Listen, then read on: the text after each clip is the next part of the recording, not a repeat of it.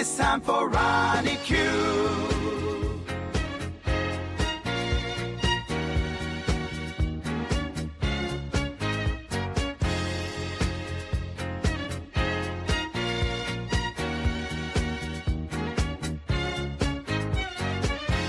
They are rare and they are few. Who can compare with Ronnie Q? So grab a chair, she's coming through. She's on the air, it's time for Ronnie Q. Ronnie Q. It's time for Ronnie Q. Ronnie Q. It's time for Ronnie Q. In the morning while I'm driving, Ronnie Q. I really come alive when it's time for Ronnie Q. I listen to my Ronnie. Ronnie Q. I listen to my Ronnie. It's time for Ronnie Q.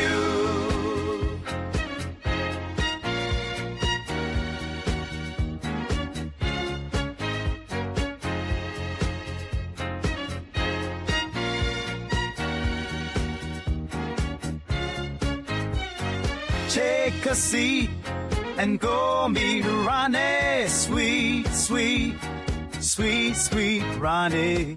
No day complete without my Ronnie. She can't be beat. Sweet, sweet Ronnie.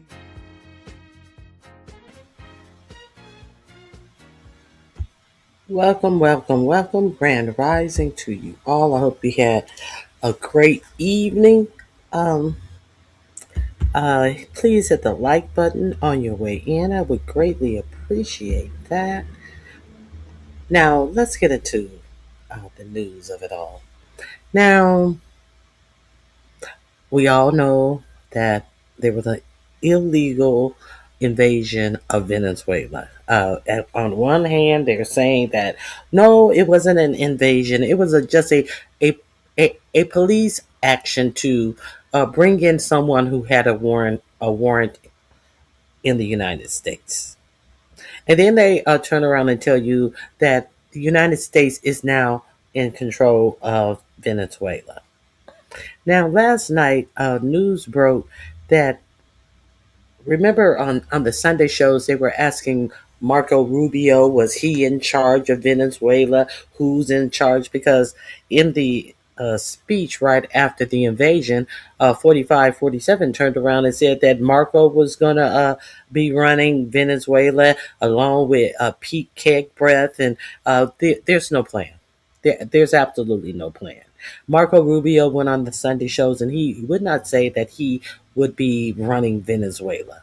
Now, news broke last night that none other than the racist, in my opinion, Stephen Miller will be running Venezuela. You know, the same Stephen Miller who was joking around about waterboarding people in Iraq and Afghanistan, from Iraq and Afghanistan at Gitmo, who thought that, you shouldn't unalive them, but, waterboarding wasn't so bad.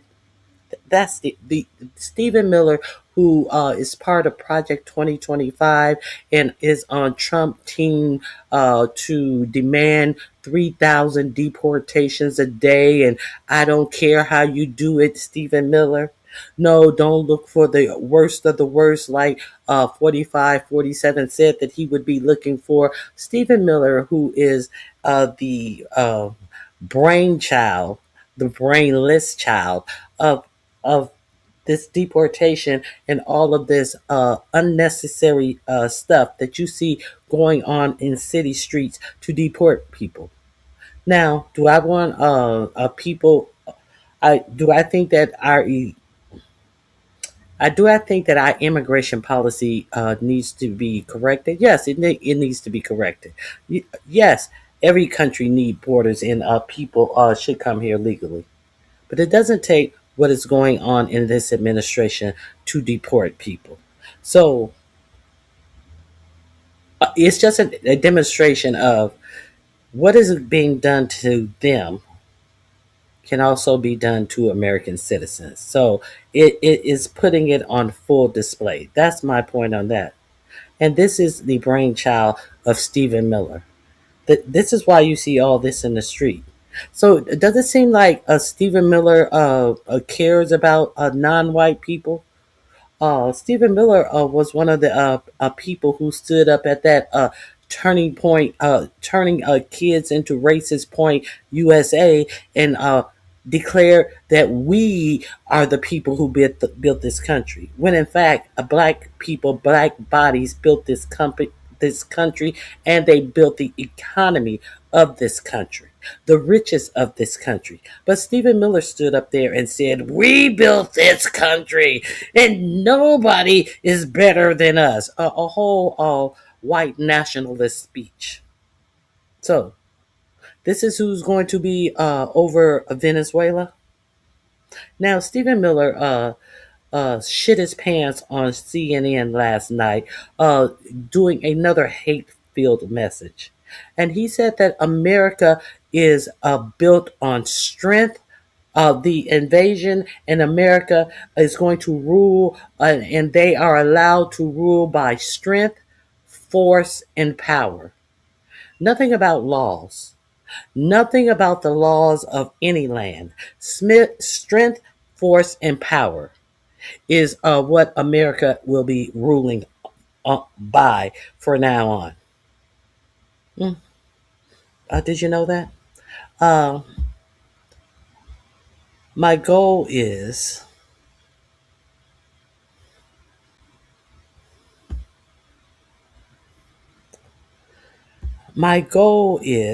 to tell you something you may not have known. So if you learned something today that you did not know, feel free to tap the goals. And that's why I'm here, is to possibly uh, let you in on something you have not heard or you did not know. So, Stephen Miller's wife was the one who put up this picture of Greenland with the United States flag draped all over it, with the word soon. Okay. So, Stephen Miller, I'll play Stephen Miller for you. You'll see for yourself. But I want to give you some information actually on Greenland. I mean, not Greenland, on Venezuela. The I found this quite interesting. The history of Venezuela and its oil. So let's check this out. All my links will be in the description box if you would like to join the conversation. The link to come up on StreamYard is also in the description box. But let's get into this, shall we? Let me make sure the volume is up. Let's get into this. I'm getting the board. Whoever said teaching wasn't physical? All right, people want to know about what's going on between the United States and Venezuela, but in order to understand what's going on today, you need to understand what has gone on before. That's why history is so important, guys. Come on. Venezuela and the U.S. I decided to do this chronologically because I feel like doing history metaphorically difficult. Number one, pre-1998. Pre-1998, Venezuela had a huge oil supply, actually biggest in the world, and the biggest stakeholder was a U.S. company called Exxon. Why is this important? Because of their huge oil supply in Venezuela, Exxon took it over. So the vast amount of profit, the percentage of profit, went to the U.S., and Venezuela as a country got next to nothing. And because of this, their economy started to fail. And as their economy started to fail, guess what? A dictator waiting in the wings wanted to jump in and save themselves from God knows who. From the United States. How do I get steak and oil companies just taking over the entire world? Number two, 1998. That's not right. I hate it when I can't write numbers properly. Hugo Chavez was a democratically elected president of Venezuela. Now, once he got in, again I say democratically, he started to push towards authoritarianism, and he started reducing the checks and balances of the democratic system. Side point, does that remind you of anybody else? He also started to rewrite the Constitution to solidify his dictatorial power. Parallels are really uncanny. In 2002, a woman named Maria Machado, ignore how I said that, but keep that name locked in your head because she's going to be important later, created an organization called SUMAT in order to overthrow the Chavez government. Psst, who do you think was funding her operation? You guessed it. George W. Bush, President of the United States at the time, was funding her through the National Endowment of Democracy. You know what? People just make up names to mean anything nowadays. So through this National Endowment for Democracy, the United States funded Machado in order to overthrow Chavez. And when it didn't work, Bush said, "Not my problem, I didn't know anything about it." And she was eliminated from all political life going forward. And then, in 2002, Bush was a very busy guy. Number 4, in 2007, Chavez, reinvigorated with power and an authoritarian regime, decides to nationalize Venezuelan oil. Ruh-roh. That meant that Venezuela took all of Exxon's money, all their oil, and all their access to oil, and shifted the lion's share of profits back to Venezuela and left Exxon, well, not a lot of money. P.S. Exxon then sued and won $1.4 billion in a claim. But what kind of international police force are we going to get for Venezuela to be forced to pay Exxon? None. After that huge shift of economic power, Venezuelan oil dropped from 3 million barrels a day way down to 700,000 barrels a day due to corruption and, let's be honest, informal sanctions put on them by the United States because they just stole a bunch of their money from corporations. Stole might be a U.S. word, considering the oil was on Venezuelan land and considered a Venezuelan resource. But the U.S. really does imperialism out of 10, don't they? Ooh, new chalk. Number 5, a guy named Madero, used to be the VP of Chavez, takes over, and he starts building an even stronger authoritarian government. I forgot the year. 2013. Obama calls the drug cartel and this particular regime a threat to democracy and national security of the United States. That's then followed by Trump putting on economic sanctions in 2017. Are you with me so far? This is about to get interesting. Interesting, I mean even more corrupt. 6, 2025. I brought you right up to the present. Maria Machado, remember I told you to remember that name, wins the Nobel Peace Prize. And who does she dedicate it to? None other than Donald Trump. And it's at this point that Donald Trump begins attacking boats, Venezuelan boats, calling them drug cartels, talking about revitalizing and restoring democracy to Venezuela, and talking about how they're a threat to national security. And guess what? The U.S. got to go in and save some people.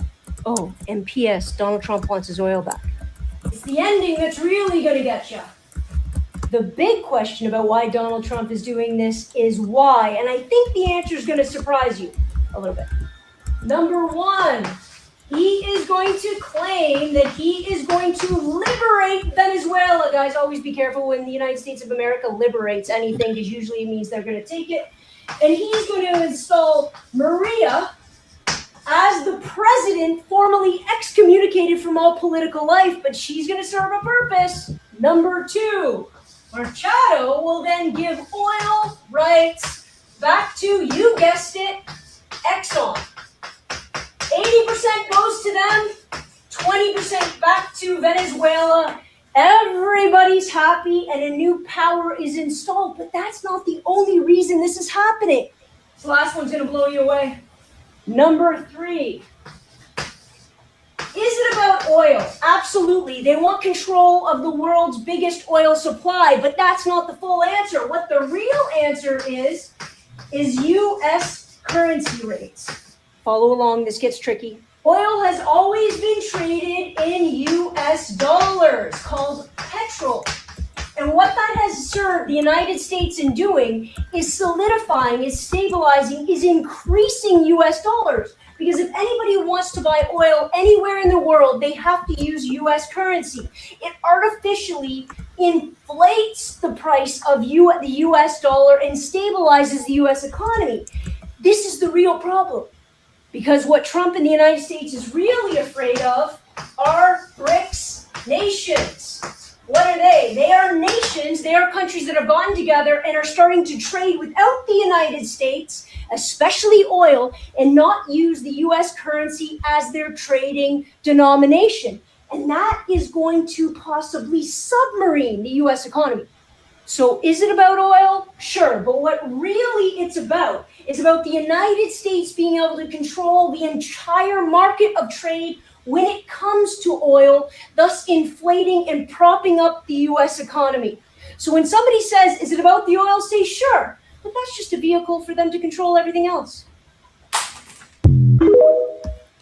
Now, what I do disagree is that Venezuela, Machado is not going to be propped up.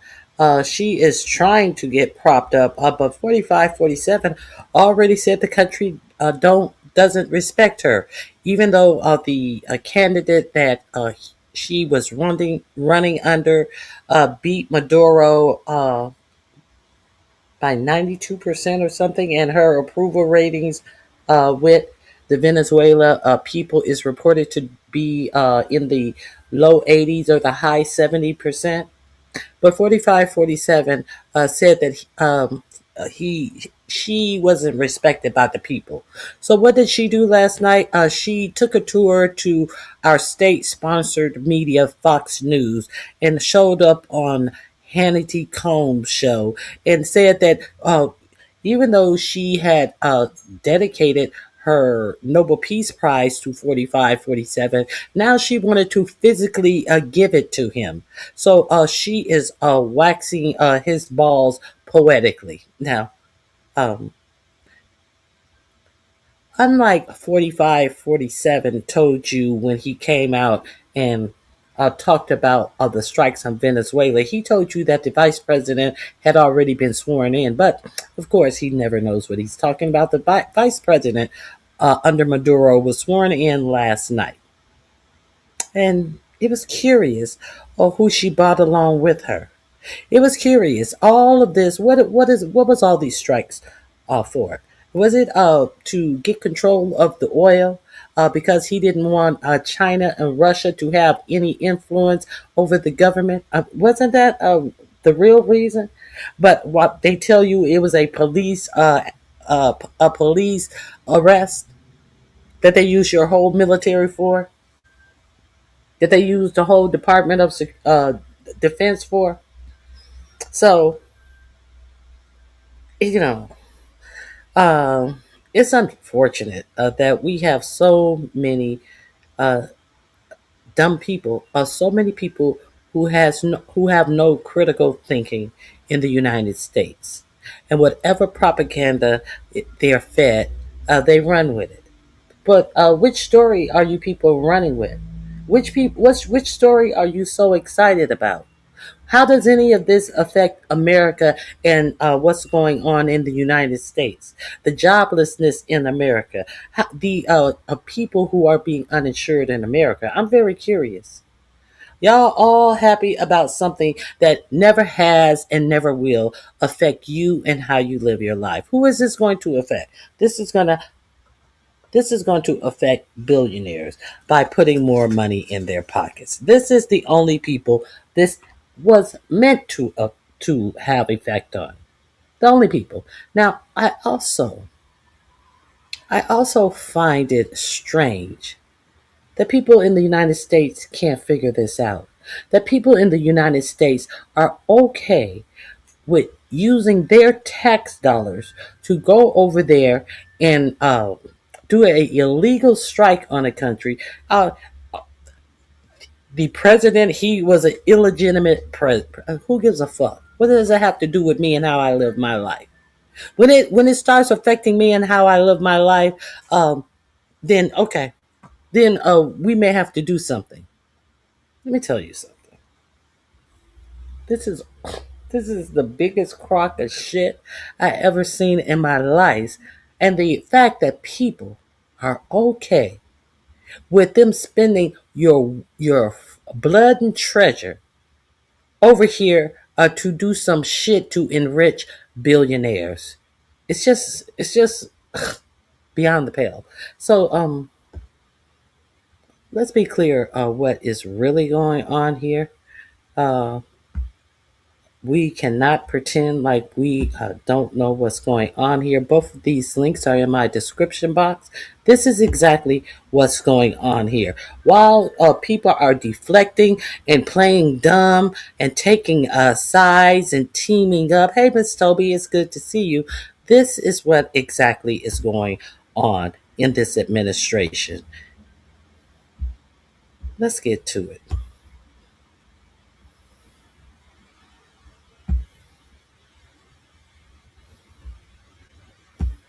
Let me turn the volume up.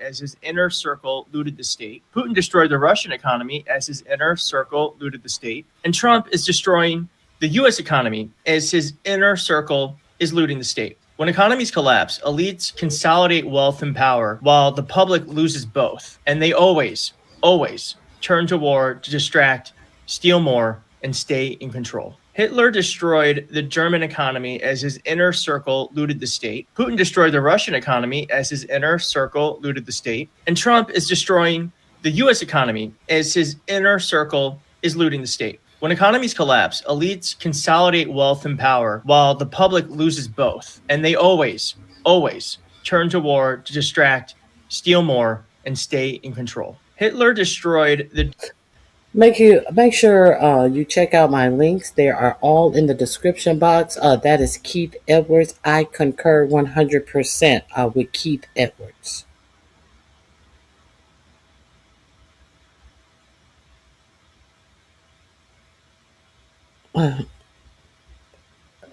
If you cannot stay on topic, I understand that you're butthurt because you're a dumb and you follow all of this propaganda. But please stay on topic. No, this is the non-propaganda channel. Okay.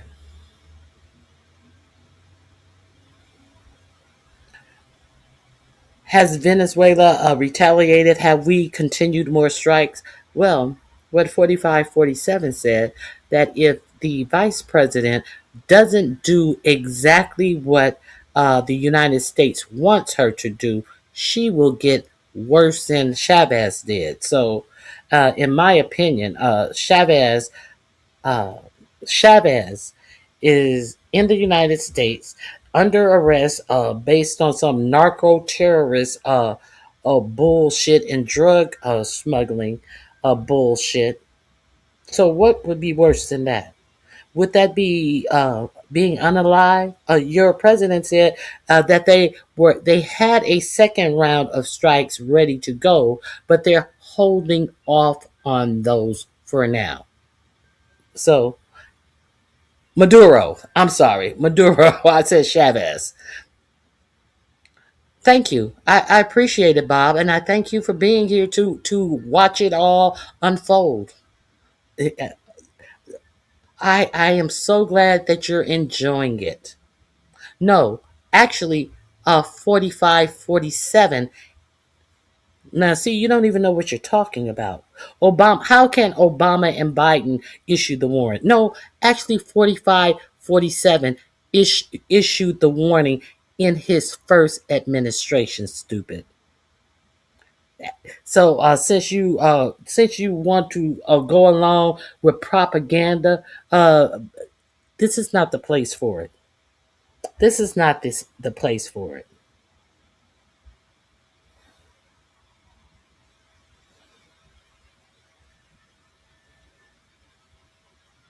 Okay, let's move on.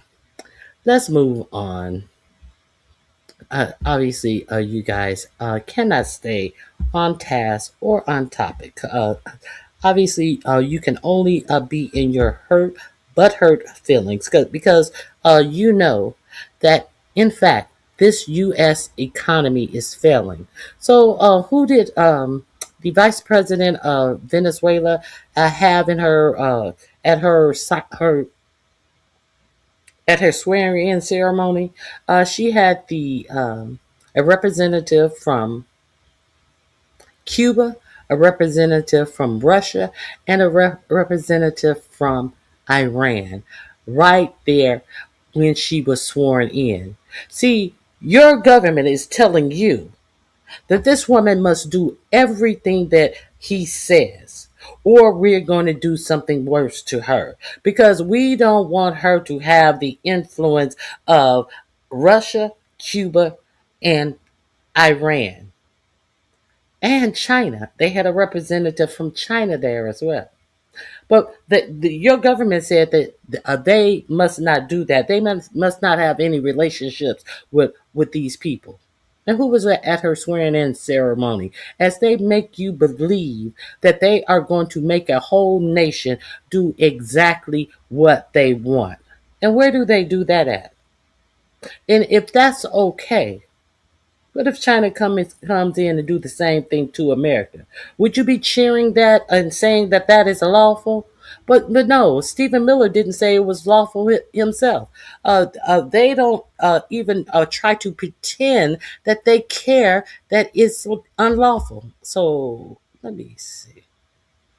Let me share this. Let me share Stephen Miller talking about this unlawful act. Let me share this with you. See, you don't care about the law until it affects you and how you live your life. Everybody's okay with this. Oh, a draft dodger and a obviously harass no pussy getting incel is talking all of this big and bad shit and can't bust a grape with a hammer.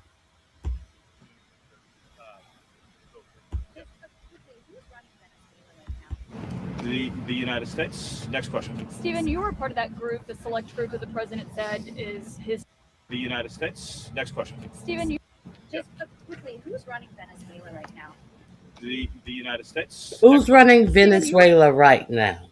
The United States? Next question. Where do they do that at?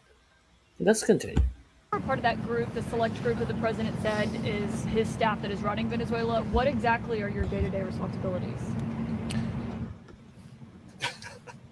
The President of the United States. What are your day-to-day responsibilities? You have no answer. What is anyone's responsibility that since the United States is running Venezuela? Can you speak to anyone's? You can't even speak to your own responsibilities when you have been granted to be one of the people who is going to run Venezuela. Well, what are your day-to-day operations? No answer. No answer. They had a plan up until they didn't have a plan. Let's continue. This is going to be in my description box under Snaky Miller.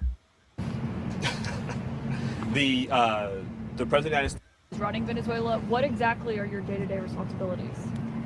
The select group that the president said is his staff that is running. The United States. Next question. Stephen, you were part of that group, the select group that the president said is his staff that is running Venezuela. What exactly are your day-to-day responsibilities?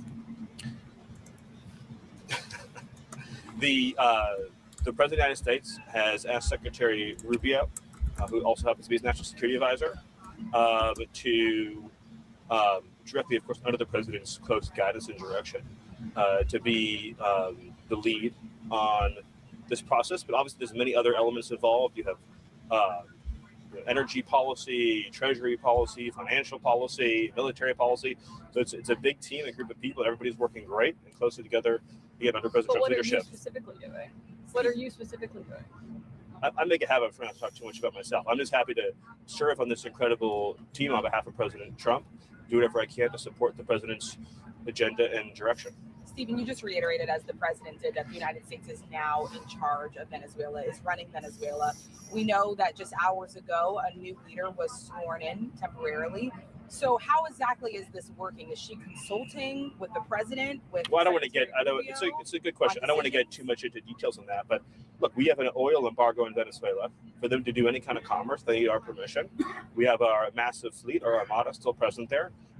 This is an active and ongoing U.S. government and military operation. And so, of course, we set the terms and conditions. One last question. Stephen, when you're talking, all of us are asking you about how the United States is running the country. Will the U.S. or does the U.S. plan to send additional personnel, military or otherwise, into the country to do that? Well, remember, right now, the government of Venezuela is working directly and cooperatively with the United States. So that's not what it sounds like when you listen to the acting president.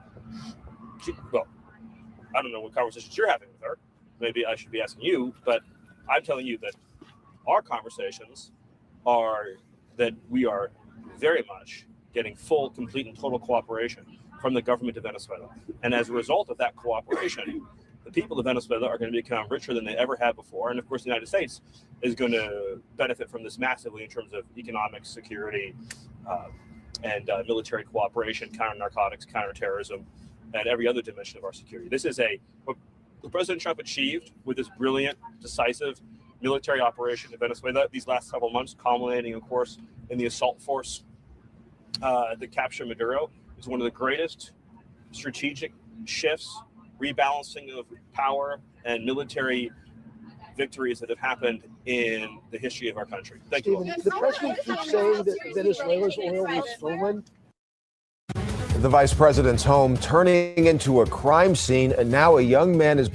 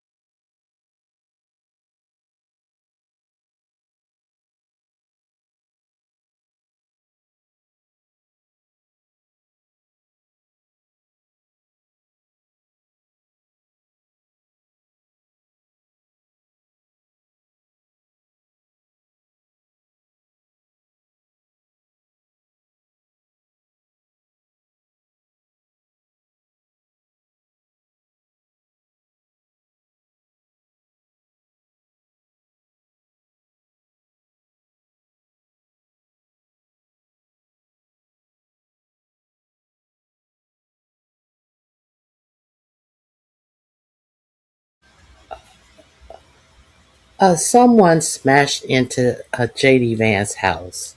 What is going on with all of this white on white crime per capita? All of this unruly white on white crime. You have these white men. Well, I'm sure they will call him a kid because he's a white 24-year-old, but we want to prosecute black 14-year-olds as adults. What is wrong?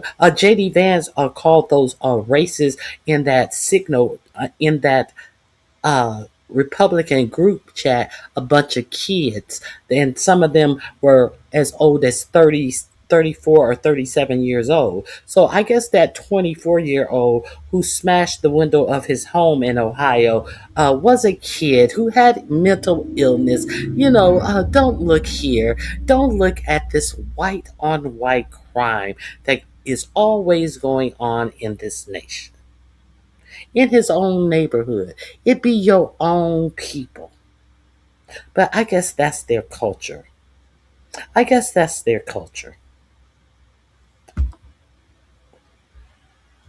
Bitch, Brooklyn rules. You're the bitch, and you're a bitch who's out of here. Don't come in my motherfucking chat calling me a bitch, you stupid cunt. In your feelings about facts, you bitch. The fuck out of here, you fucking dumb cunt. And be sure, do not write curse words in my chat. Do not write curse words in my chat. I'm not fucking around with you hurt feeling motherfuckers. If you want to talk to me, you talk to me about the content of what I'm giving you.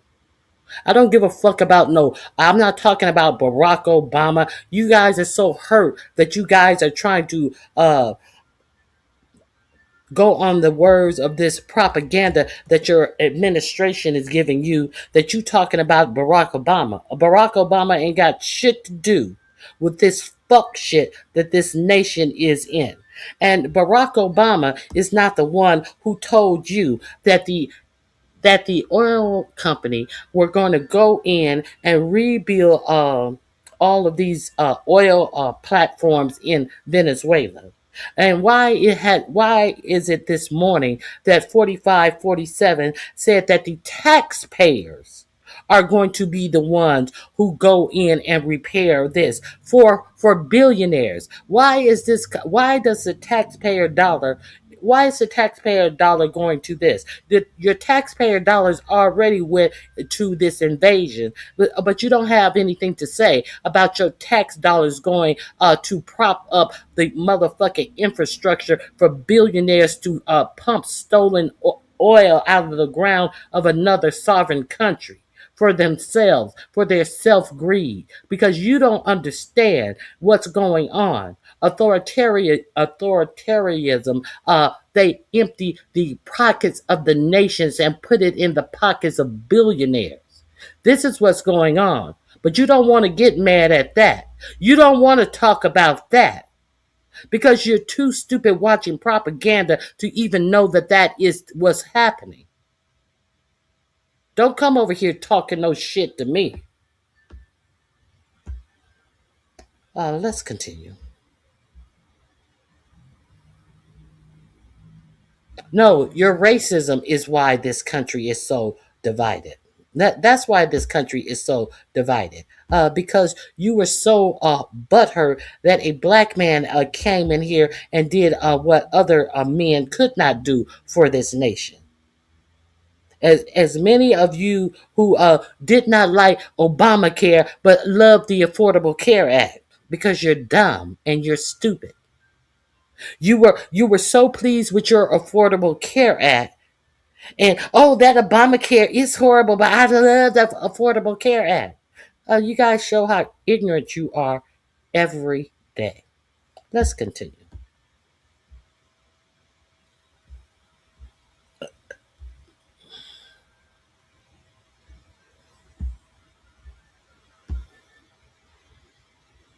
Let's continue.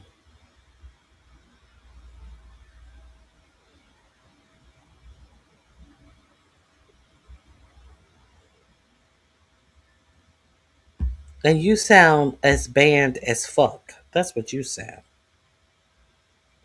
What does Obama have to do with anything?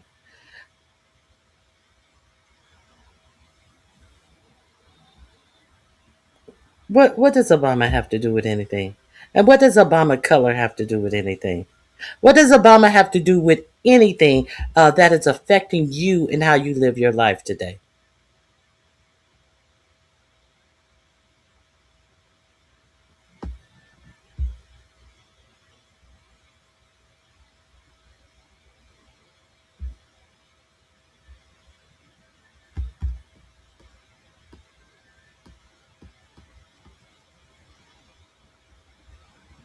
Okay, let's continue. Let's continue.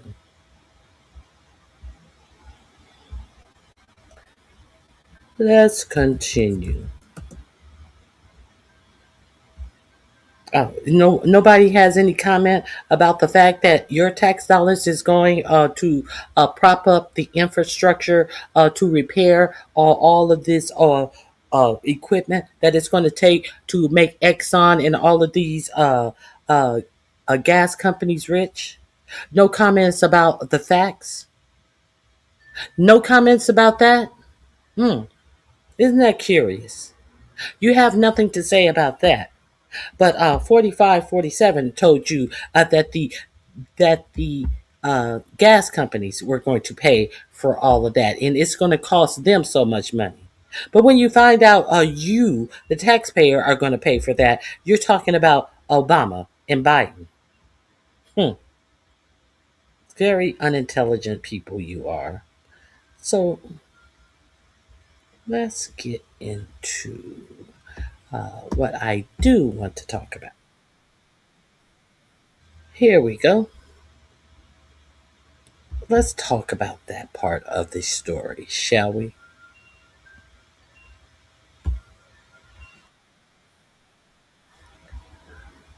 Let's talk about that part of the story. He is a black man. He is a black man. What? And what? You mad that Obama's a black man? He is a black man. The fuck out of my face. Invasion of Venezuela continues to blow up in his face. Already, the Trump regime had to admit that their claim that Maduro is the leader of a dangerous drug smuggling cartel is false. Yep, the Justice Department had to drop the claim that Venezuela's Cartel de Soles is an actual group. That was one of the pretexts for Donald Trump's invasion. But in the indictment of Maduro, it says that the terminology was simply a slang term and that there's not actually a gang that goes by that name, as Aaron Reichlin Melnick. So they can tell you dummies anything. But the thing is, they have not been able to prove it in court. And then actually tried to say, oh, well, we just put a slang word on it. No, you just lied. That's what you did. You just lied. So all of this shit that they tell you, like all of the lies that they told you about uh, what is his name? Abreu Garcia. All of those lies that they told you. He's in MS-13. He's this. He has been demand to be deported, and all of that shit was bullshit and lies as he's sitting back at home in Maryland. And the cases are being thrown out because they have not been able to prove any of the shit, any of the lies and propaganda that they have put out. When the order is that he cannot go back to Venezuela, that's the only court order about his residency. They granted it. Oh, but y'all believed all of these lies. As your president is playing footsies and spending millions of dollars to give to the president of El Salvador. But y'all ain't have nothing to say about that because it was affecting a non-white people. And when you find out you're being lied to in your face, well, let's carry on. Let's carry on. So if the drug case, if while we were striking boats, allegedly carrying drugs from Venezuela, while this man and his wife were allegedly leaders of a drug cartel, why did they not bring up drugs until page 9 of this indictment? Why were they pontificating about everything about what he was arrested for until page 9 of this indictment? And now they have gone back on their lie about him being the leader of some phantomous drug cartel, which name they made up. But what is going to happen? Your tax dollar is going to go to prop up these oil companies, and you're not going to benefit at all from this as you walk around the United States without health care. Because there's no money for shit like that to keep you healthy. No, the billionaires are emptying the coffers of the United States.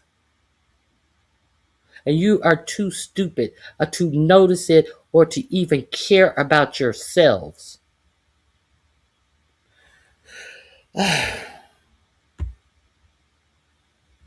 Says incredible. When they actually have to prove stuff to a jury, they seem to drop their arguments awfully quickly. At the same time, Donald Trump is going to face a significant argument by Maduro about something called sovereign state immunity or head of state immunity. And one of the ways to avoid that would have been to claim Maduro's not actually the president of Venezuela and he was illegitimate. And maybe it was a bad decision when you went on social media, Donald, and referred to Maduro as President Nicolas Maduro, thus giving Maduro Exhibit A if he wants to file a motion to dismiss under a doctrine called head of state immunity or sovereign immunity to get his criminal case dismissed. That you can't bring criminal charges against an existing sovereign, Donald Trump posted on January 3rd. Now this is going to be used as evidence by Maduro. The United States of America successfully carried out large-scale strikes against Venezuela and its leader, President Nicolas Maduro, who has been, along with his wife, captured and flown out of the... His leader who? President Nicolas Maduro. So if he was illegitimate, why are you calling him a president?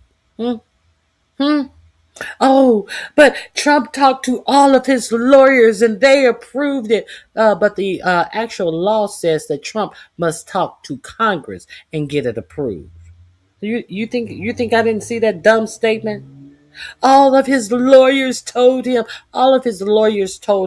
also that he was going to win those cases that he was convicted of and sits as a felon in the White House. His lawyers told him that it was good to plead the fifth all of those times in his depositions, and he would still win these cases.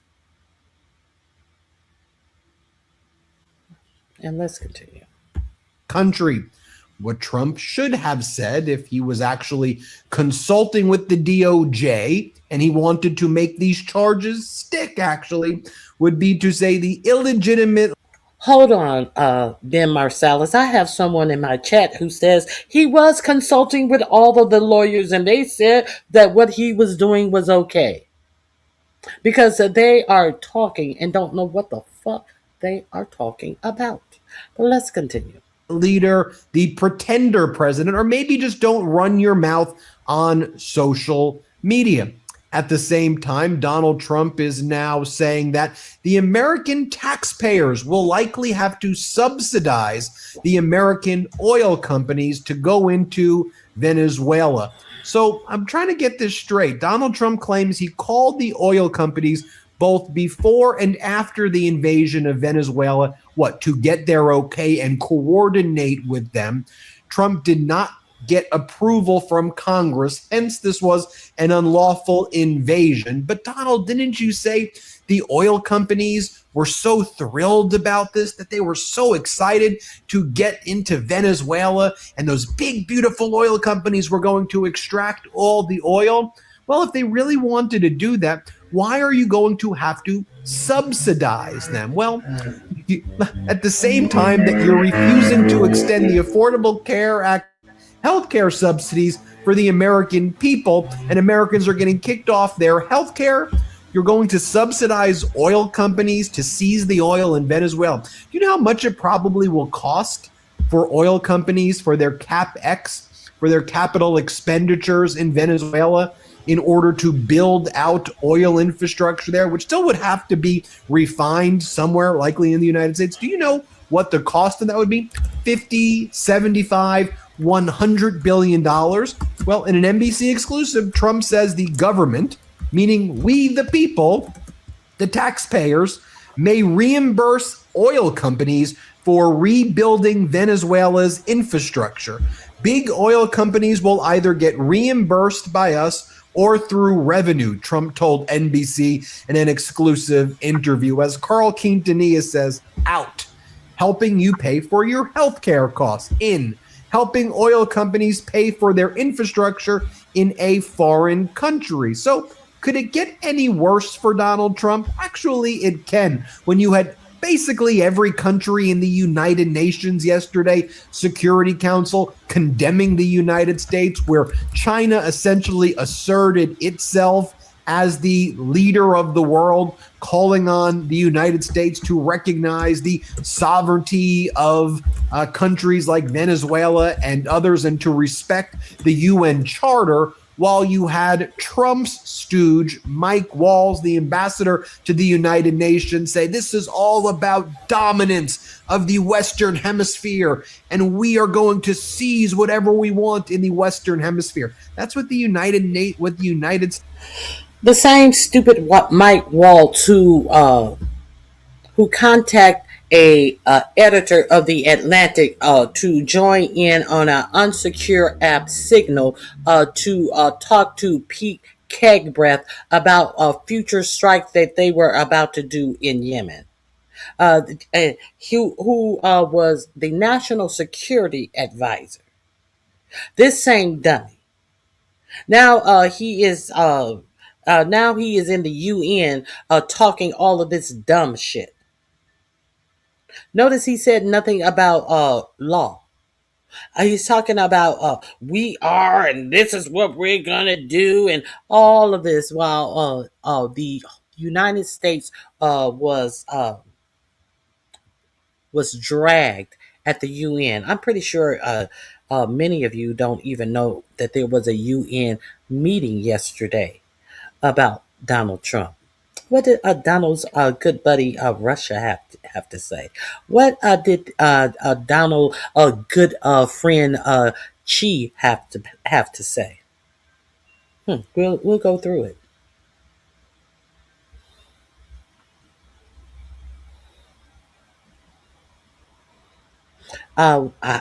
Yes, I covered that, Frank. Yes.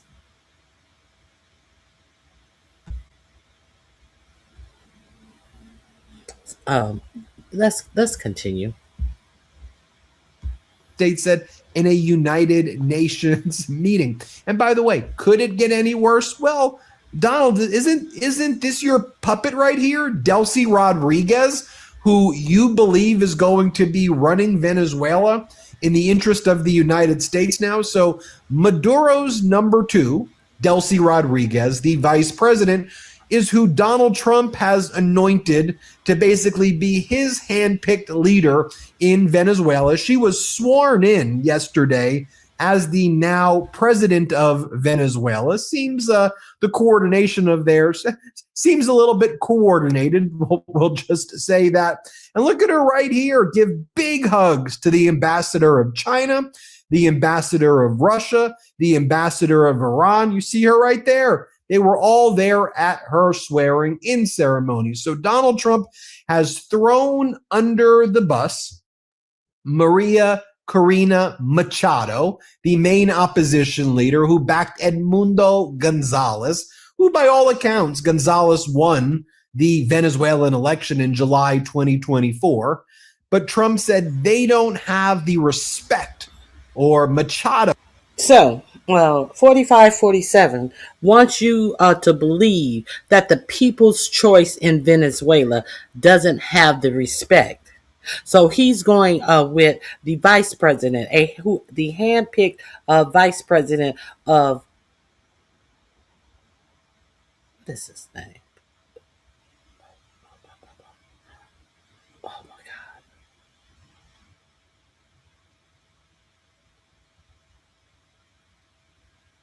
What is his name? Mondero or oh my God, I cannot believe I can't. His name has been in the fucking news. The hand picked person for the VP under the current man who they have locked up in New York on some trumped up bullshit charges. So I guess he refused to give him everything that he wanted. The only thing that they care about is that the U.S. is allowed to go in and take all of their resources. This is what this is about. They didn't even bother to write up the charges good enough on these alleged drug charges. Yes, I do know. Yes, I do know. So he feels that it's better to have someone who he thinks that he can control in this position. Well, we'll see how this is going to work out. And he also gave her a very veiled threat. Said if she doesn't do it, things were going to turn out much worse for her than it has for what is his name? Maduro? Oh, God. It's going to turn out much worse for her. Maduro? What is his goddamn name? It's going to turn out worse for her. Doesn't have the respect of the Venezuelan people, and thus it's going to be Dulce Rodriguez. And look, Dulce Rodriguez likely does have some side deal with Donald for oil, but look at her right here. And you have the China ambassador, Russia ambassador, Iran ambassador. Certainly give her a warm greeting. So China, Russia, Iran don't feel like they're getting cut out there. So I'm just trying to understand what was the planning here. The plan was to pick another Maduro stooge to just lead Venezuela and then allow Russia, Iran, and China to continue their influence while throwing the main opposition leader, Maria Corina Machado, under the bus. And she's had to go through this humiliation ritual for Donald and MAGA. She had to say the 2020 election was rigged and stolen because that's what Donald wanted her to do. She dedicated the freaking Nobel Peace Prize to Donald, but Donald was pissed that she accepted it in the first place. According to the reporting from the Washington Post and others, that was the last straw when Machado accepted that Nobel Peace Prize. Donald Trump wanted that Peace Prize for himself. Machado then went on state regime media last night. She was on Hannity, and now state regime media is trying to help her out because they realize that Donald Trump screwed this whole thing up, and now he just has another Maduro person running Venezuela who's going to still be helping Russia, Iran, and China, while the United States just looks absolutely helpless and pathetic. So Hannity brings on Machado, and this is not AI. This is Once again, I understand you are in your feelings because I'm giving you factual information, but do not write curse words in my chat. I thought that I was very clear about that. But if I wasn't clear, I'm saying it again. Because you are butthurt, do not come in my chat writing curse words. Capiche? Let's continue. This is a real interview where Hannity goes, so are you going to offer Donald Trump your Nobel Peace Prize? Will you give him your Peace Prize if he lets you be the president? And then Machado goes, it hasn't happened yet, but we want to give Donald the Nobel Peace Prize. You want to hand Donald your Nobel Peace Prize? At this point, has Donald Trump just destroyed the whole Nobel Peace Prize? When someone who wins it wants to give it to someone for unlawfully invading the country in order to become the president? No, don't fuck me. Go fuck your daddy. Like your culture is used to doing anyway. Go fuck your cousin, like your culture is used to doing anyway. Fuck you, bitch. Let's continue. What? This is what Machado said on Fox. Play this clip. Did you at any point offer to give him the Nobel Peace Prize? Did that actually happen? I had read that somewhere. I wasn't sure if it was true.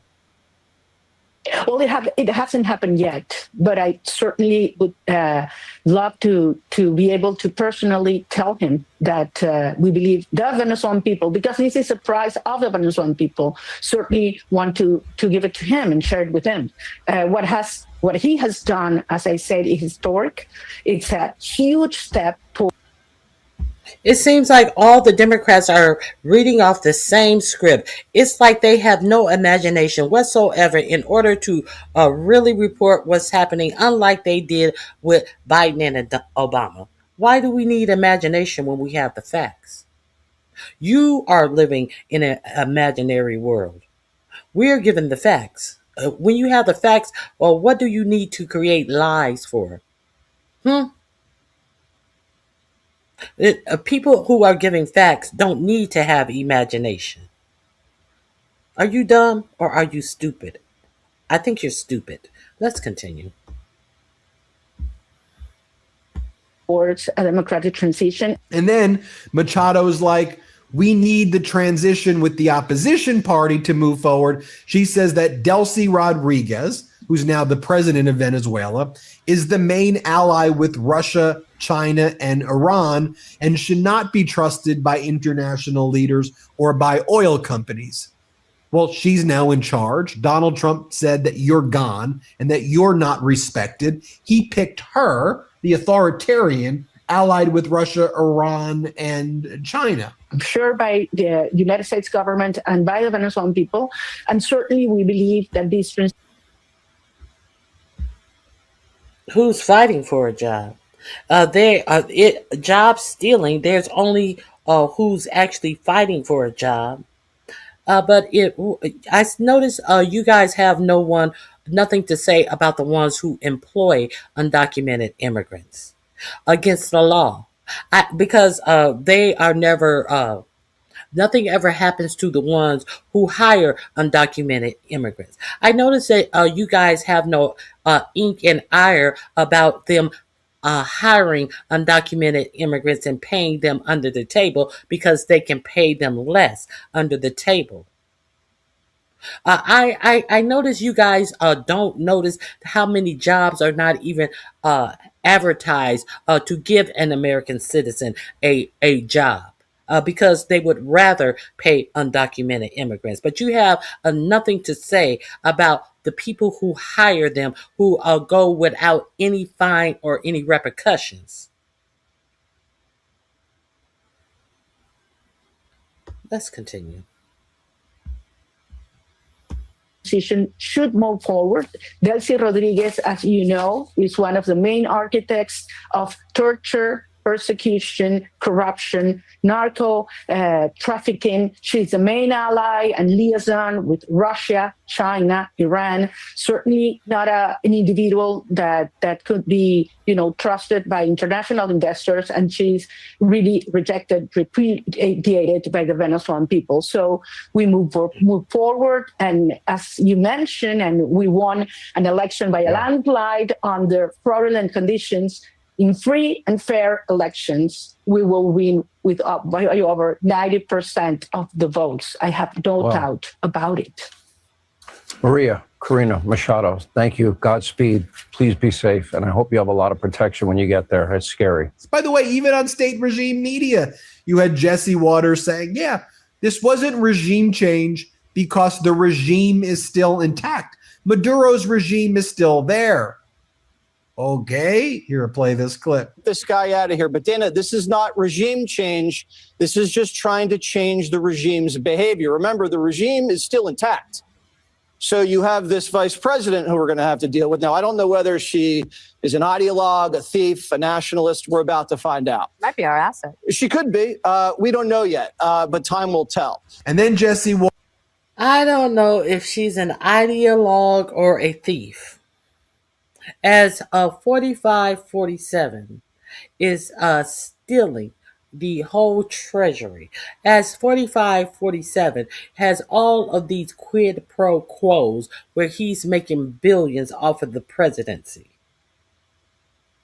As 4547 just tried to rationalize and took a $400 million jet from Qatar. But all of a sudden, Qatar is our great friend. Make any of this bullshit make sense? Are you afraid that she may be a thief because the oligarchs will have less to steal from that country? Is that what you're worried about, Jesse? Water says, well, we might not have elections in Venezuela for some time, but it's better that it's done this way. I'd rather have them on our payroll than have them on the payroll of the cartels and the communists. What in the world are you talking about? Machado was the opposition leader. Delcy Rodriguez is in the Maduro regime, who's allied with Russia, Iran, and China. Here, play this clip. Now, we might not have elections for quite some time. We might have to bribe a lot of people in Venezuela, but I'd rather have them on our payroll than have them on the payroll of the cartels and the communists, which is why we'll be going down and broadcasting all next week live from Caracas. I can't wait. Johnny.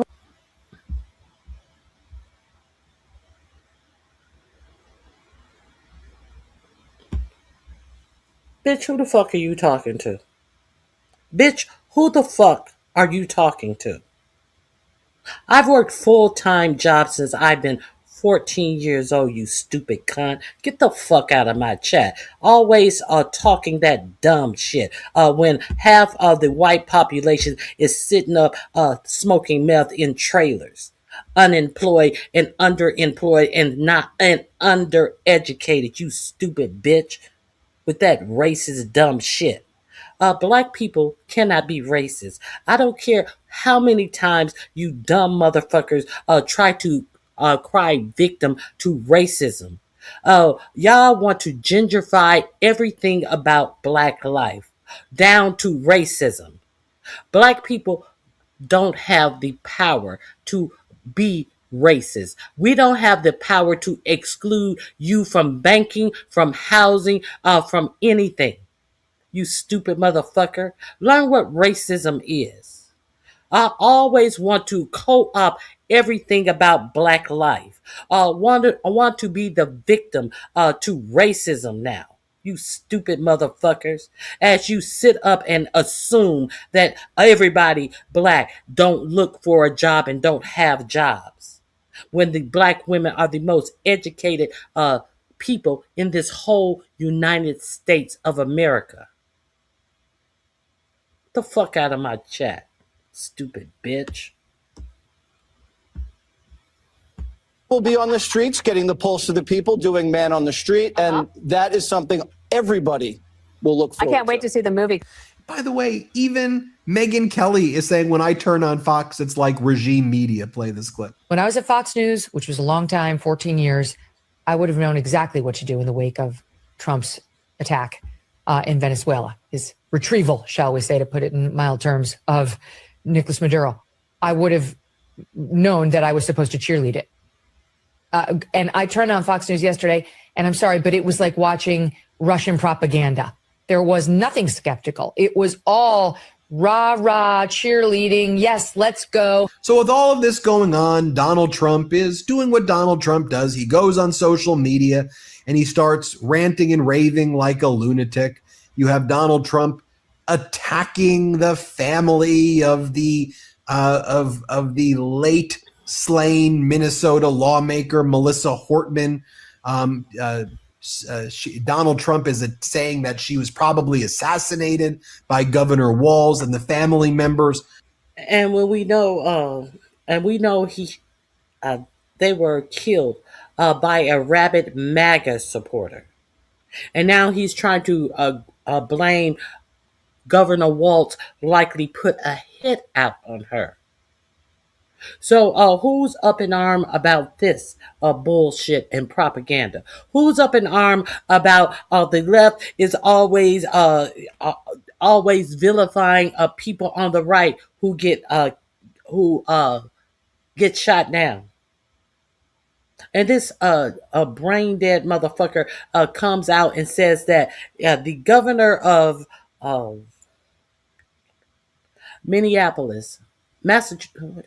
Minnesota, is likely have put a hit out on Melissa Hortman and her father and the other senator in Minnesota who got shot. But I don't see the right up in arms about that. I don't see JD Vance coming out saying anybody who carries this story should be doxxed. I don't see any of that. I don't see your actual vice president saying that people should be doxxed who carry on this bullshit story.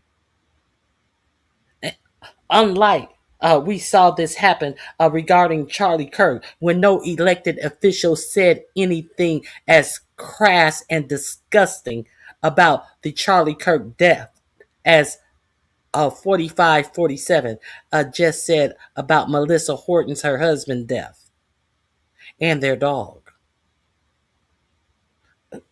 Where's the outcry? Because you're hypocrites. You're full of shit.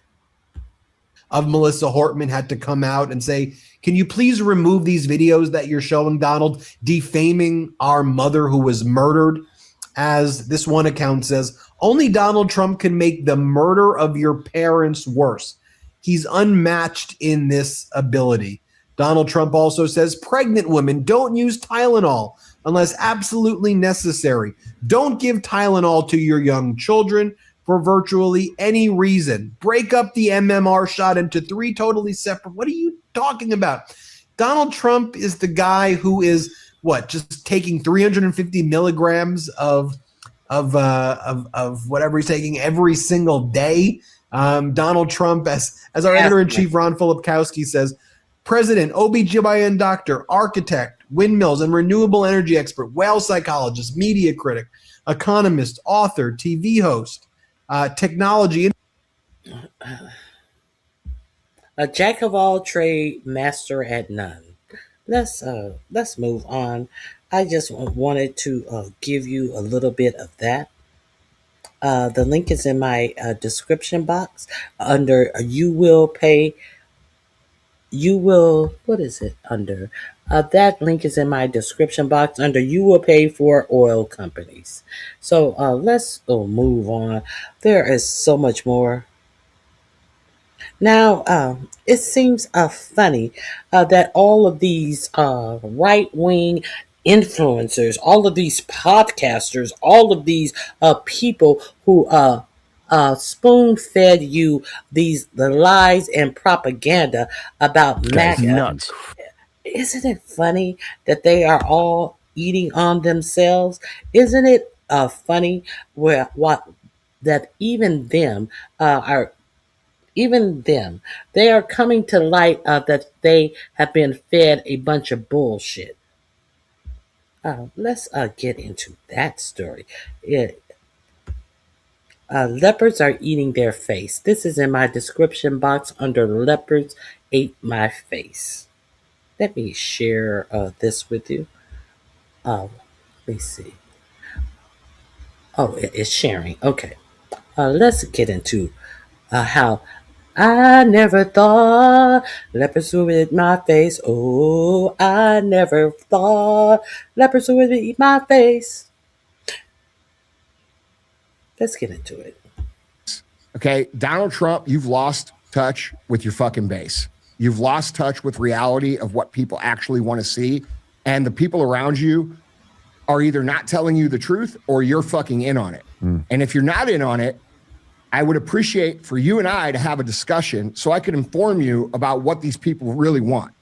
Okay, so this can go on Twitter and, you can have your people call me and I will get my fucking happy ass on an airplane and I'll sit down and enjoy a motherfucking Big Mac with you. And we will fucking get real clear about what people actually want, because the motherfuckers around you are either full of shit or you're in on it. Yeah. And that's where people believe right now. Okay. And here's the thing. A lot of people believe that. Yes. And here's the thing. Okay. I said on last show, you're going to go down as the president who had the opportunity to fix this country and chose not to. And you might say, oh, well, that doesn't really fucking matter. Well, you know what? It's going to matter because your kids are going to get blackballed in America. Okay. Your legacy is going to be ruined. The Trump name will be a fucking joke. And I know you care about those things. Yeah. And you should. Former MAGA podcaster Candace Owens just went on Piers Morgan, and here's what she had to say about Donald Trump. Let's play this clip. Are you done with Donald Trump, or could you see a way that you would end up perhaps voting for him? Oh, you can't run again, obviously, but would you support him publicly again? So I want to be clear. I don't regret voting for Donald Trump above Kamala. I think he was the better candidate, certainly a better candidate above Joe Biden. But what I will say is that he's been a chronic disappointment. And I feel embarrassed that I told people to go vote for him because this wasn't going to happen and it is happening.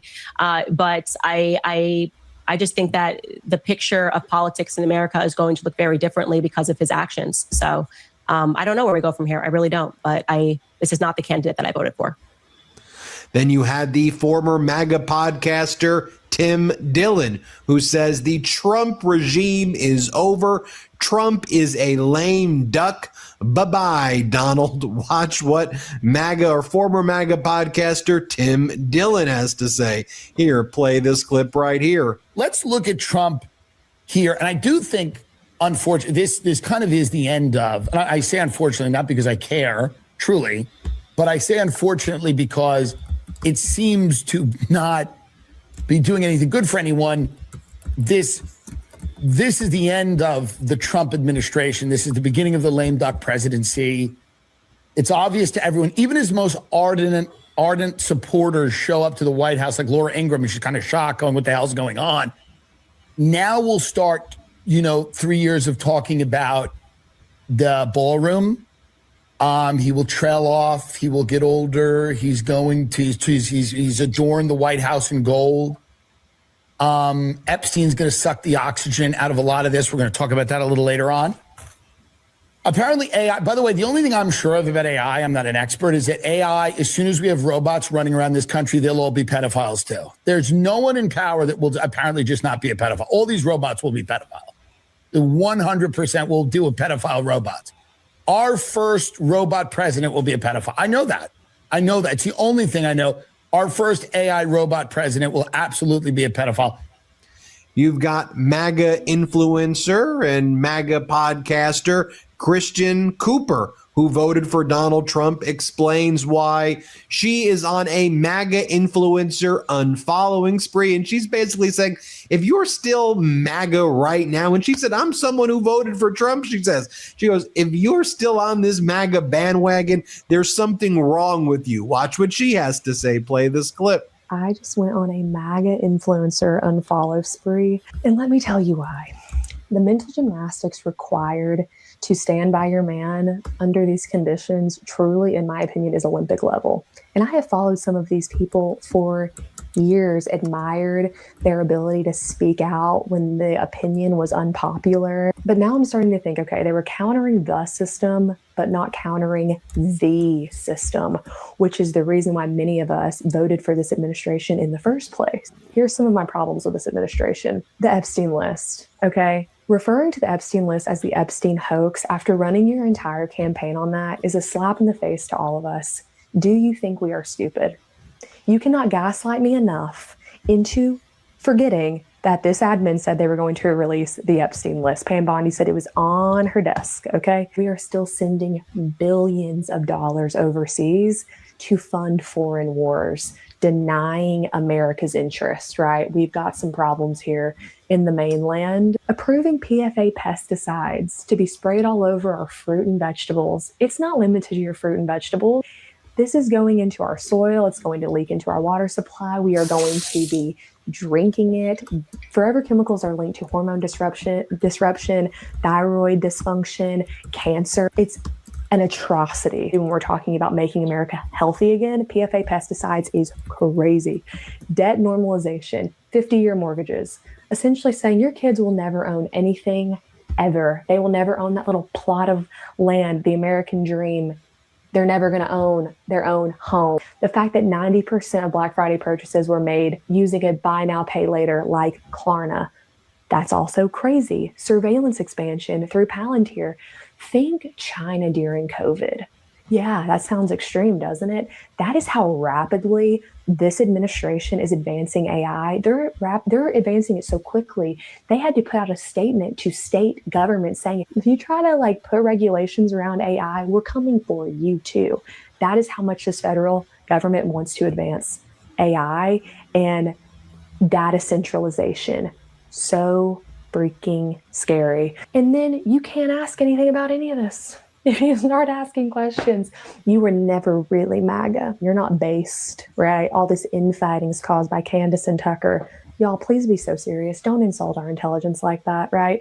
We might like Candace and Tucker, but they're not changing our opinions. They're just saying what a lot of us are thinking. Now, amongst that like MAGA alpha bro community, you have these people named like Clav and others, and they're just saying, we'll vote Gavin Newsom over JD Vance. And they have like their own bizarre language. They're like Gavin Moggs, JD Vance, and like Gavin is a Chad, is a Giga Chad, and JD Vance is like JD Vance. Here, play this clip. Yeah, but I mean, like this next election cycle, who's going to win? It's going to be Gavin Newsom against JD Vance because JD Vance is subhuman and Gavin Newsom mugs. JD Vance is subhuman? Yeah. What makes you say that? He's got a very short total facial width to height ratio. He's obese, very recessed side profile, whereas Newsom is like 6'3" Chad. So JD's very tall. Okay. This is a MAGA influencer saying that JD is too fat and ugly to win office. Now, I think I heard that this man went through surgery to add 6 inches to his leg. I think this is the guy. I think this is the guy who also. I could be wrong, but I think this is the guy who reportedly used meth to lose weight and is so in tune with trying to look good with plastic surgeries and all of this. This is who MAGA is being influenced by. And why is he sitting down even talking to someone so vapid? But hey, that's the MAGA. That's the MAGA youth.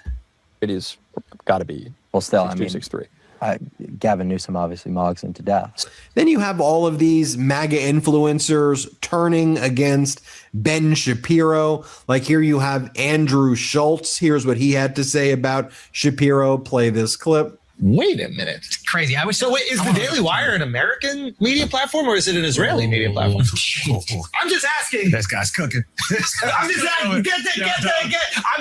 If the rule is, I'm just saying, if the rule is you cannot be critical, because he has no problem being very critical of America, but you can't criticize Israel as a country. That's just another country, unless you're saying, and you're clearly admitting, that the Daily Wire is an arm of the Israeli propaganda machine.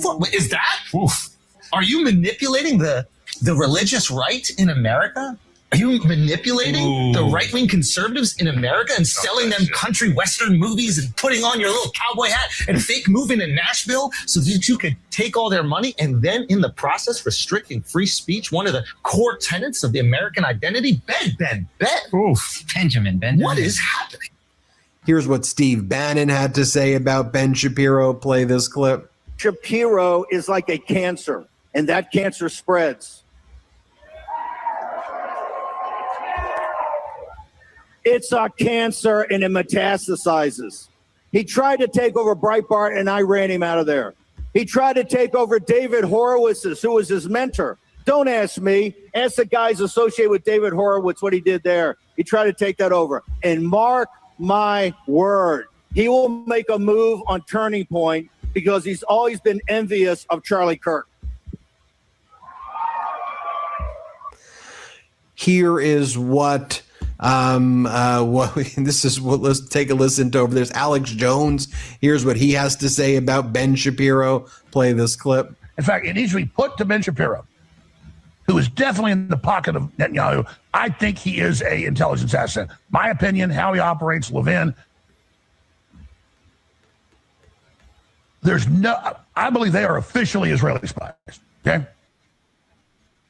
And I don't hate Israel in and of itself existing. I do hate people that act like they're Americans and act like they're loyal when everything they do flies in the face of that. And I believe from action and behavior that Mark Levin and Ben Shapiro are actual intelligence operatives card carrying with Israeli intelligence agencies. I know the cut of their... Now, here's what Ben Shapiro says about them. Here, play this. He calls them extremists. Here, play this clip. He knew that Nick Fuentes is an evil troll and that building him up is an act of moral imbecility. And that is precisely what Tucker Carlson did. He built Nick Fuentes up. And he ought to take responsibility for that, just as he ought to take responsibility for glazing pornographer and alleged sex trafficker Andrew Tate, or for mainstreaming fake historian and pseudo-Nazi apologist Daryl Cooper as America's best and most honest popular historian. Hosts are indeed responsible for the guests they choose and the questions they ask those guests.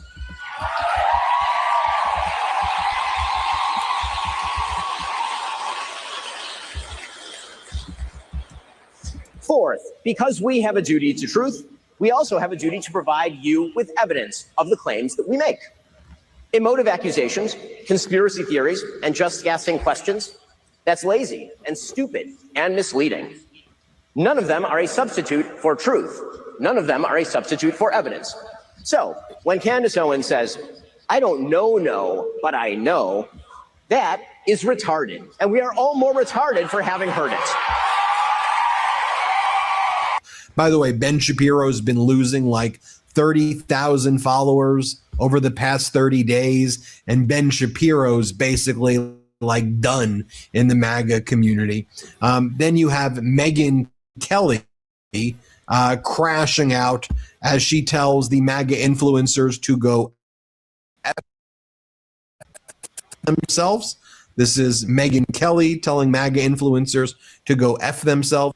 Here, play this clip right here. To the hateful people whom I used to call friends, who have been all over the internet trying to shame me and say that no one should ever listen to this program again because I haven't spoken out on the Erica Candace conflict. There's no, I don't have any pearls of wisdom other than go fuck yourselves. Go fuck yourselves. You have no fucking clue what's going on. You don't know what I do behind the scenes. And your world is so myopically online. You fail to understand there are real humans involved here, and actually being able to touch grass and have relationships with them, which is something I'm doing, could prove to actually benefit all involved. Maybe it won't. Maybe it won't at all, but it's at least got a shot. I'm not sure your Twitter shame game has gotten anything of value done. Then you have Joe Rogan saying the following about Donald Trump's putting up these like ridiculous plaques on the White House. Here's what he says. Play this clip. Did you see how I think it was, I don't, these days you don't know what's has to be confirmed or not, but it looked like on the Kennedy Center, they started putting the name Trump on it. Yeah, he added his name to it. Yeah, it's crazy. And he took out the Kennedy Rose Garden. And you're like, what? Oh, just take it away. Now it's like a cement fucking nutty. plot. There's nothing nuttier than the plaques underneath the president's That's insane. names. That's insane. Shane and I were just reading them the other day. It's We're like, insane. How is this real? It doesn't feel real. And Well, you're just like, how are you allowed to do that? That's the thing. It's I like, think how is he allowed to write that in on the those White plaques? House? You can just probably, as president, do what you want in the White House. Turns out you obviously can. Yeah. But nobody ever did it. I think you can do whatever you want in the White House. Dumb and Dumber. Dumb and Dumber. They refuse to say that this man is insane and running the White House and needs to be thrown out of the White House because of the things that he's doing. I believe you can do anything you want to do when you're in the White House.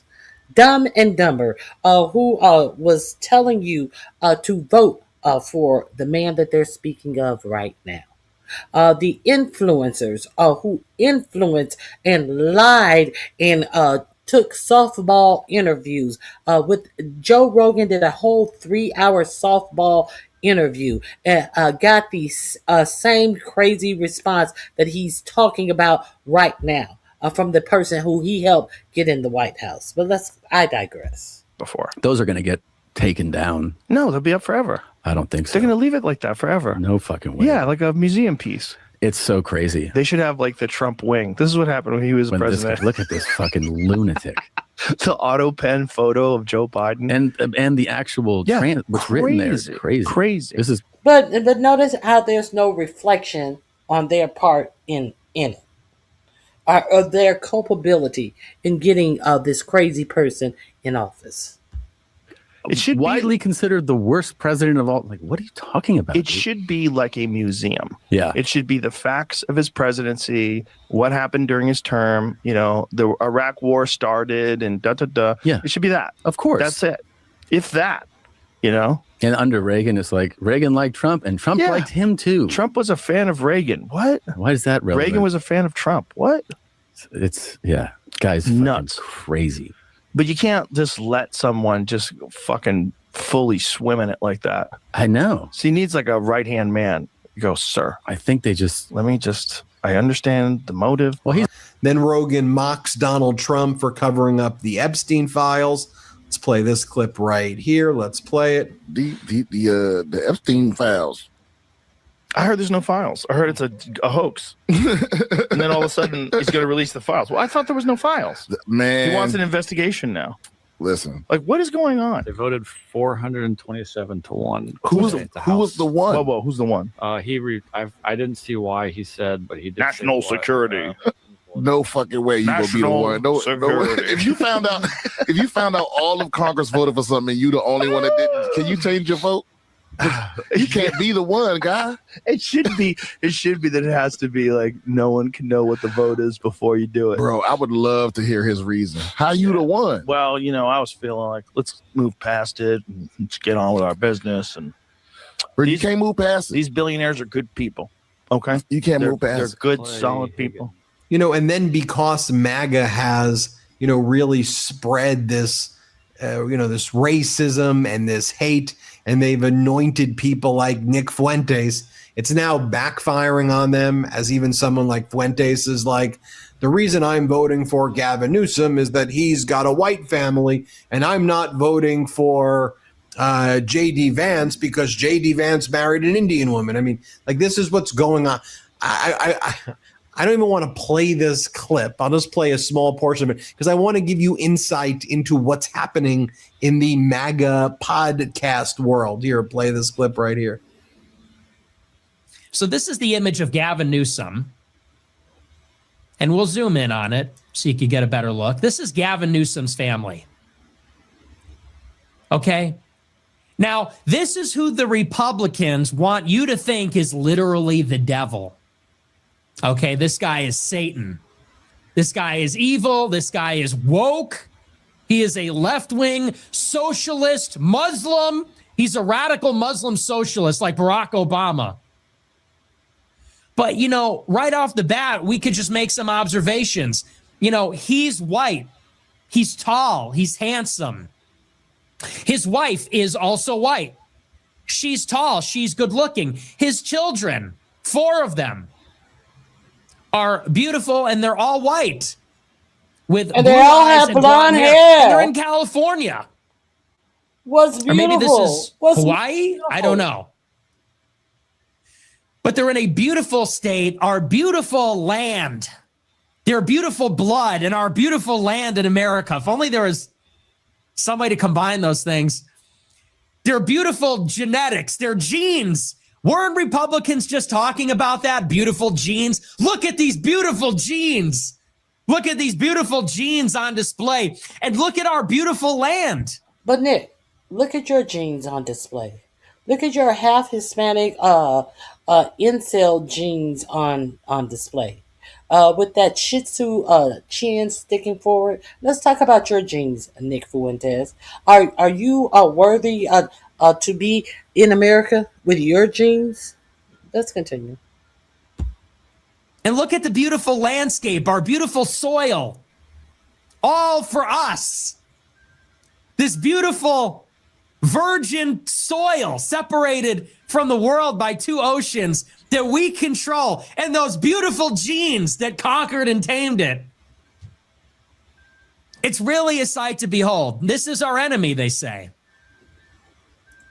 Now, here's the other image. This is our fearless leader, the entity known as J.D. Vance. The entity known as J.D. Hamill, since the last operating system update, is now J.D. Vance. This is his family. Now, let's make some observations here. And then finally, you have Joe Rogan saying that he doesn't think that Donald Trump has given any evidence that the election was stolen. Here, play this clip. The problem is when you ask Trump about it, like when I had him on the podcast, I'm like, you think they stole the 2020 election? Like, tell me what's the evidence? I'm gonna send you some things. Well, he might not have remembered. He might have just said, "Tell me what they did," and I'm like, had gonna somebody send you work on it. And then something. they told him, and then he starts talking about it, but he didn't really go in depth about it. I don't know, but he didn't have a satisfactory answer. No, he didn't. So that should give you some insight into what is going on. What he did, he told you he was going to send you some things. Obviously, you forgot what happened. I got tons and tons of paperwork. I'm going to send you some things. Let me share this. He can't get a woman, but likes guys who act like women. Nick is not white.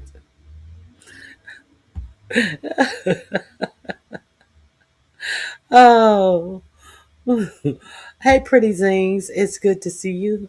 Brian Blake. Kelvin Jackson. I'm aware that Nick is not white, but he is he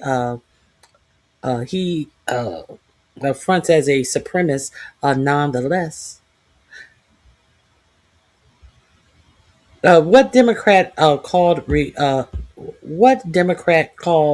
Republicans racist? Stay on topic. Please stay on topic. Hey Liz, it is good to see you.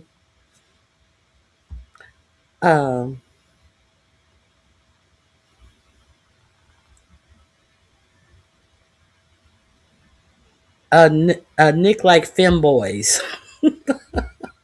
Okay. Hey, yeah, obviously so. I might have to agree with you on that, but let's talk about something you may not have. Don't forget, these are my goals, is to tell you something that you may not know.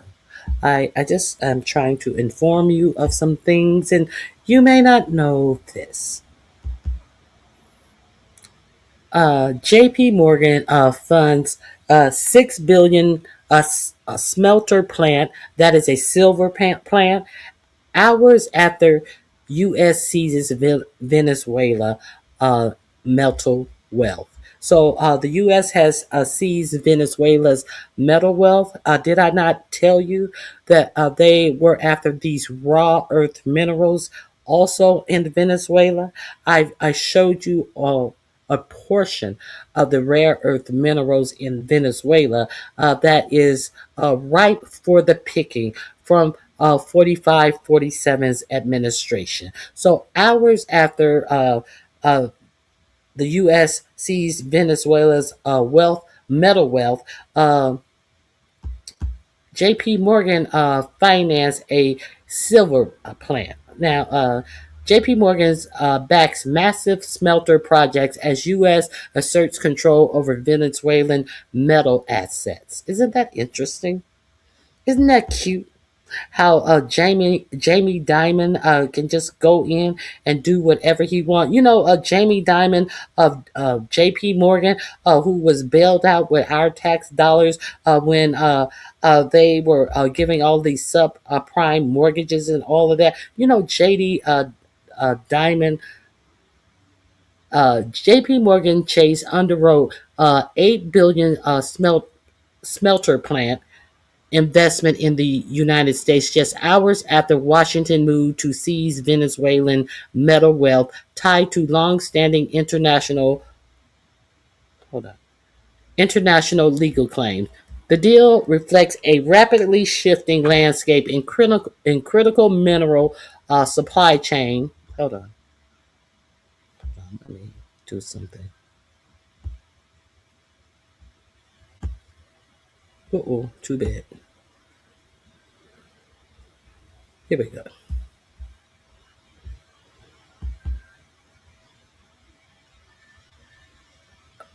The deal reflects rapidly shifting landscape in critical minerals, supply chain security, and sovereign asset control. It also stresses how strategic metals like silver, zinc, and copper are becoming central to diplomatic leverage and industry policy. Why is that? Why is that metals coming important? Because the dollar is dying. I told you a long time ago that these BRICS, they trade in their own currency, so they do not have to stockpile the American dollar, and all of the countries in BRICS are stockpiling gold.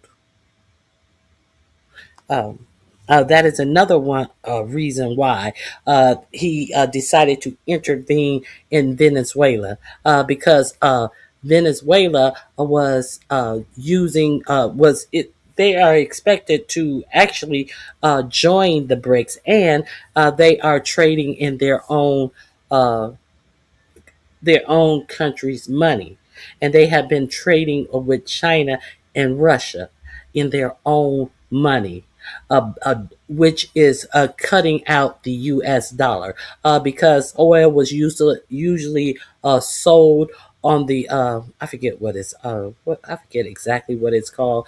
On They had to buy oil with dollars, the American dollars, but that expired in Saudi Arabia in 2024. So that is no longer in place. So understand that the American dollar is dying. Now, why is this important? A government-backed smelter investment. The planned smelter is a joint venture involving a Korea Zinc Company with backing from the U.S. government and private investors, including J.P. Morgan Chase and Company. The facility, to be located in Clarksville, Tennessee, represents $8 billion investment to build a state-of-the-art processing plant for non-ferrous and strategic metals. Federal support has been substantial, though Washington has offered direct incentives through the Department of Commerce Chips and Science Act, which awarded $210 million in funding for equipment and infrastructure at the site. The Department of Defense has also taken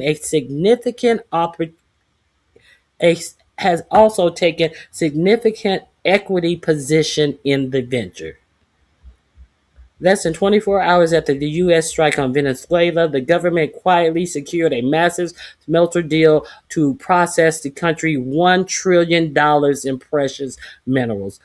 Cost of the new facility, $8 billion. Financier, J.P. Morgan.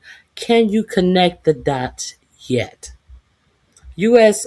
secures a silver smelter deal to process lithium metals, financed by J.P. Morgan, jointly owned by the U.S. Department of Defense. So J.P. Morgan and the United States Department of Defense will be harvesting rare earth minerals, and the deal has already been sealed less than 24 hours after this invasion. So I wanted to share this with you. If you didn't know, if you learned something new over here, please stick around. Here's the link to this article. Here's the link to this article. I talked about rare earth minerals. I was talking about rare earth minerals when they were still in the ocean, striking these boats in the ocean. But your for-profit media wasn't even mentioning the rare earth minerals. Let me share with you the. Let me share with you once again, the rare earth minerals of Venezuela.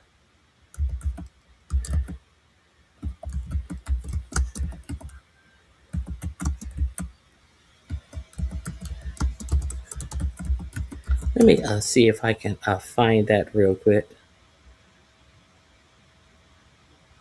Yes, I can find it. Okay. Let me share this with you. So don't forget, the tech boys want to build all of these tech cities. Now, has been reported that this region of influence, they want to split up this region. This western region that 4547 says that since they're in this region, he should be able to do whatever he wants to do in all of these nations, all the way from Greenland, all the way through South America. Okay. So it has been reported that they want to break these regions up. Peter Thiel is quite interested in Greenland. Greenland is also mineral rich. And Peter Thiel has already constructed these cities. Now, they think that they are trying to do this throughout the whole region. Like I say, all the way from Greenland, all the way in through South America, and have oligarchs take over certain portions of land, and you are not going to have any rule other than what the oligarchs want to be done in the portions that they give these oligarchs. I'm telling you. You think I'm playing? I'm not playing. And they're not playing either. Let me share this with you.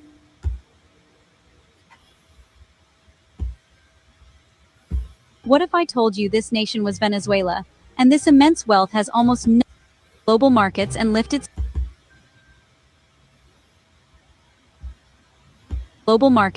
its people from hardship?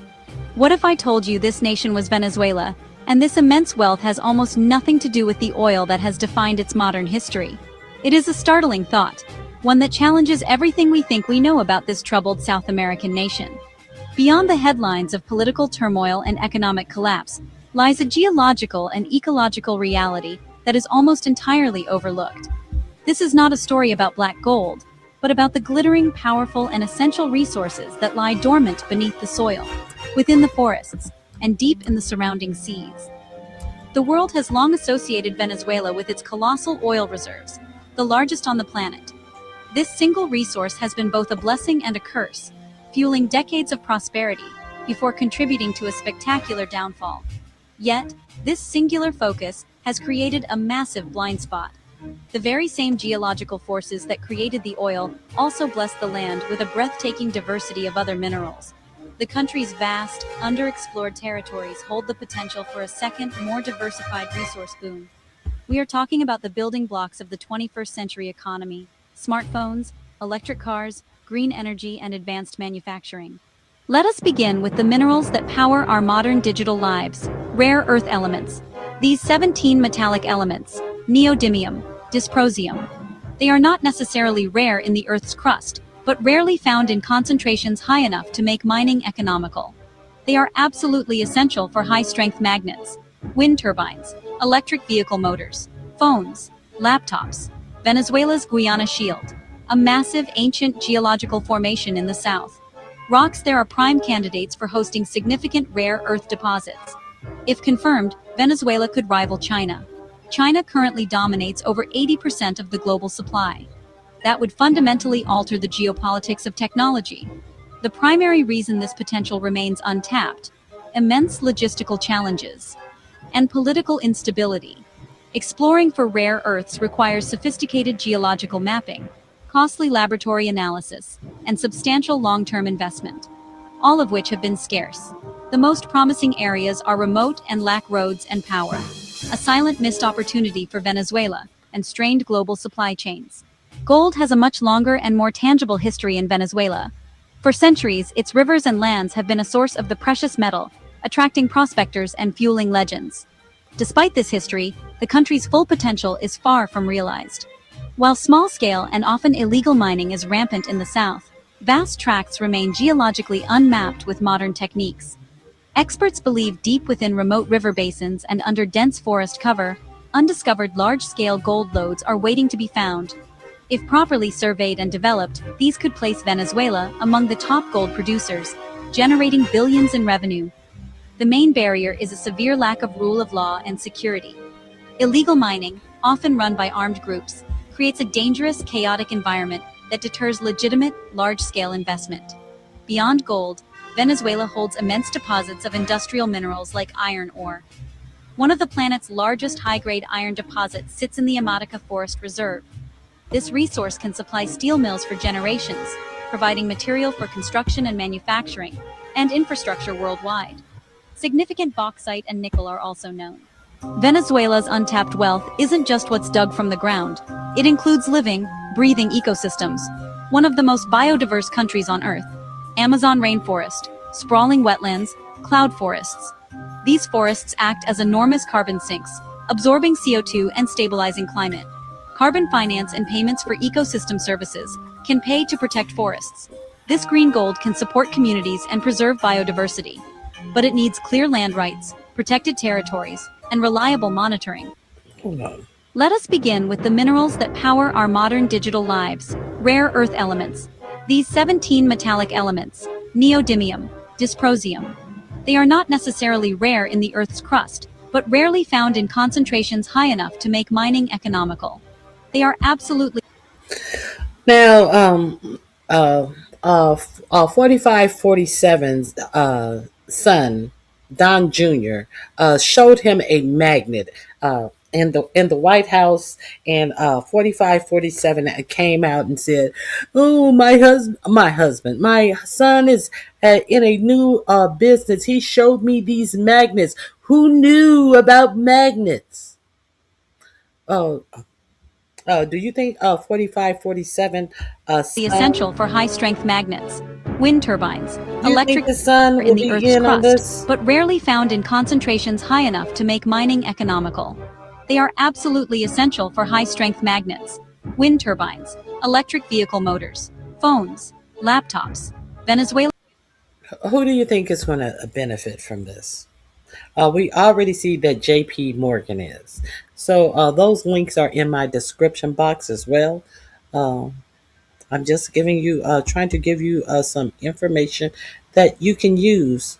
Thank you, Liz. I appreciate you helping me reach my goal. Hey, Nappy Child, it has been so long. It has been so long. It is good to see you. T. Danielle, it is good to see you also. So I just wanted to give you guys that information as well. They're saying a little stuff, but they are going to ravish that whole country for wealth. For wealth. This is a smash and grab of epic size. This is what this is. So I just wanted to share a little of that information with you. Let me see. Is there anything else that is pressing that I wanted to share? Let me see. I gave you the...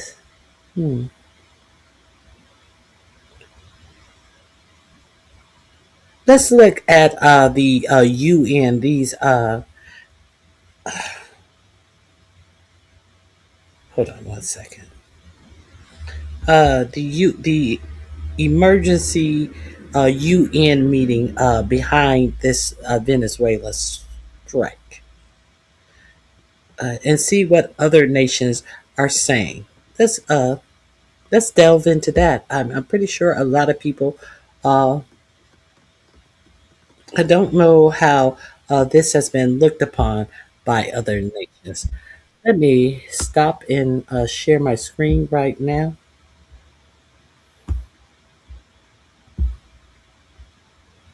I'm gonna go out of order, and I'm gonna show you what the incompetent ambassador to the UN from the United States had to say. Incompetent in a meaning, he was the first one as the I forget his title. National Security Advisor. He was the first one in this administration to actually call a reporter into one of their little secret get together on a Signal app, a unsecure app, talking about strikes that they were going to make in Yemen, which, if had been intercepted, which they very well could have been on this unsecure app, would have put the lives of the people who were about to make these strikes. It could have put their lives in danger. Okay, so let's get to him and this cocky shit that he had the nerves to say. Am I sharing it? I think I'm sharing it. Yes, I'm sharing it. Let's get to that first. And increasingly, Europe. As Secretary Rubio stated just yesterday, this is the Western Hemisphere. This is where we live. And we're not going to allow the Western Hemisphere to be used as a base of operation for our nation's adversaries and competitors and rivals of the United States. You can't. No, we don't live. We live in the United States. Now he's saying, because we live in the United States and it's in the Western Hemisphere, everyone who lives in the Western, all sovereign nation has to be beholden to the United States. Let's see how this works out for the United States. As they isolate the United States from the whole world by telling everyone in the world that the United States is going to do whatever it chooses to do and take from whatever sovereign country that they choose to take from.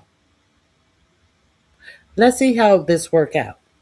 Let's see if they're going to put their motherfucking mouths on China and when China decides to take back Taiwan. Let's see what they're going to have to say. We already know that they don't give a fuck what Putin does.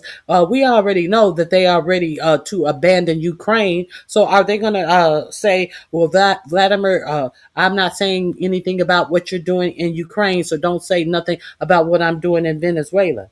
But Putin has some investments and he needs some things from Venezuela. But Putin and 45-47s are good buddies, so hey, maybe they'll be able to work it out. But the European Union is in trouble. The world may be in trouble. All of this bullshit and posturing to get billionaires rich, what is it doing for your life? And how is it putting your life at risk? They're talking about, they always bring up, we need this for national security. We need Greenland for national security of our country. Greenland is allegedly slated to go to Peter Thiel. And all of his national, all of his mineral wealth as well. And Peter Thiel, the Peter Thiel who has his little communities that is ruled by no government, and they are implanting all of these AI chips and all of this technologies into the bodies of people. That same Peter Thiel who said that he doesn't know if humankind should exist, but when he finally stopped stuttering about the answer, he said that it should exist with a lot of fucking robotic pieces in humankind. That Peter Thiel. These are the people who 45-47 is looking out for. Turn Venezuela into the operating hub for Iran, for Hezbollah, for gangs, for Cuban intelligence agents, and other malign actors that control that country. You cannot continue to have the largest energy reserves in the world under the control of adversaries of the United States, under the control. The largest energy reserves in the world. That's what you're worried about. You're not worried about if they're controlled by Hezbollah, Iran. You're not worried about any of that. You're worried about the largest reserves of wealth in the world. That's what you're worried about. Control control that country. You cannot, for Cuban intelligence agents and other malign actors that control that country, you cannot continue to have the largest energy reserves in the world under the control of adversaries of the United States, under the control of illegitimate leaders, and not benefiting the people of Venezuela, and stolen by a handful of oligarchs inside of Venezuela. But it doesn't. Stolen by a handful of oligarchs. And as you learn that they are stealing the silver, they had signed an agreement with the Department of Defense and JP Morgan Chase. But you got these motherfuckers talking about, we don't want the oil stolen by a couple of people, making a couple of people rich. And who's going to get rich off of this? They're playing in your faces. Let's continue. This link is going to be in my description box as well, under UN meeting.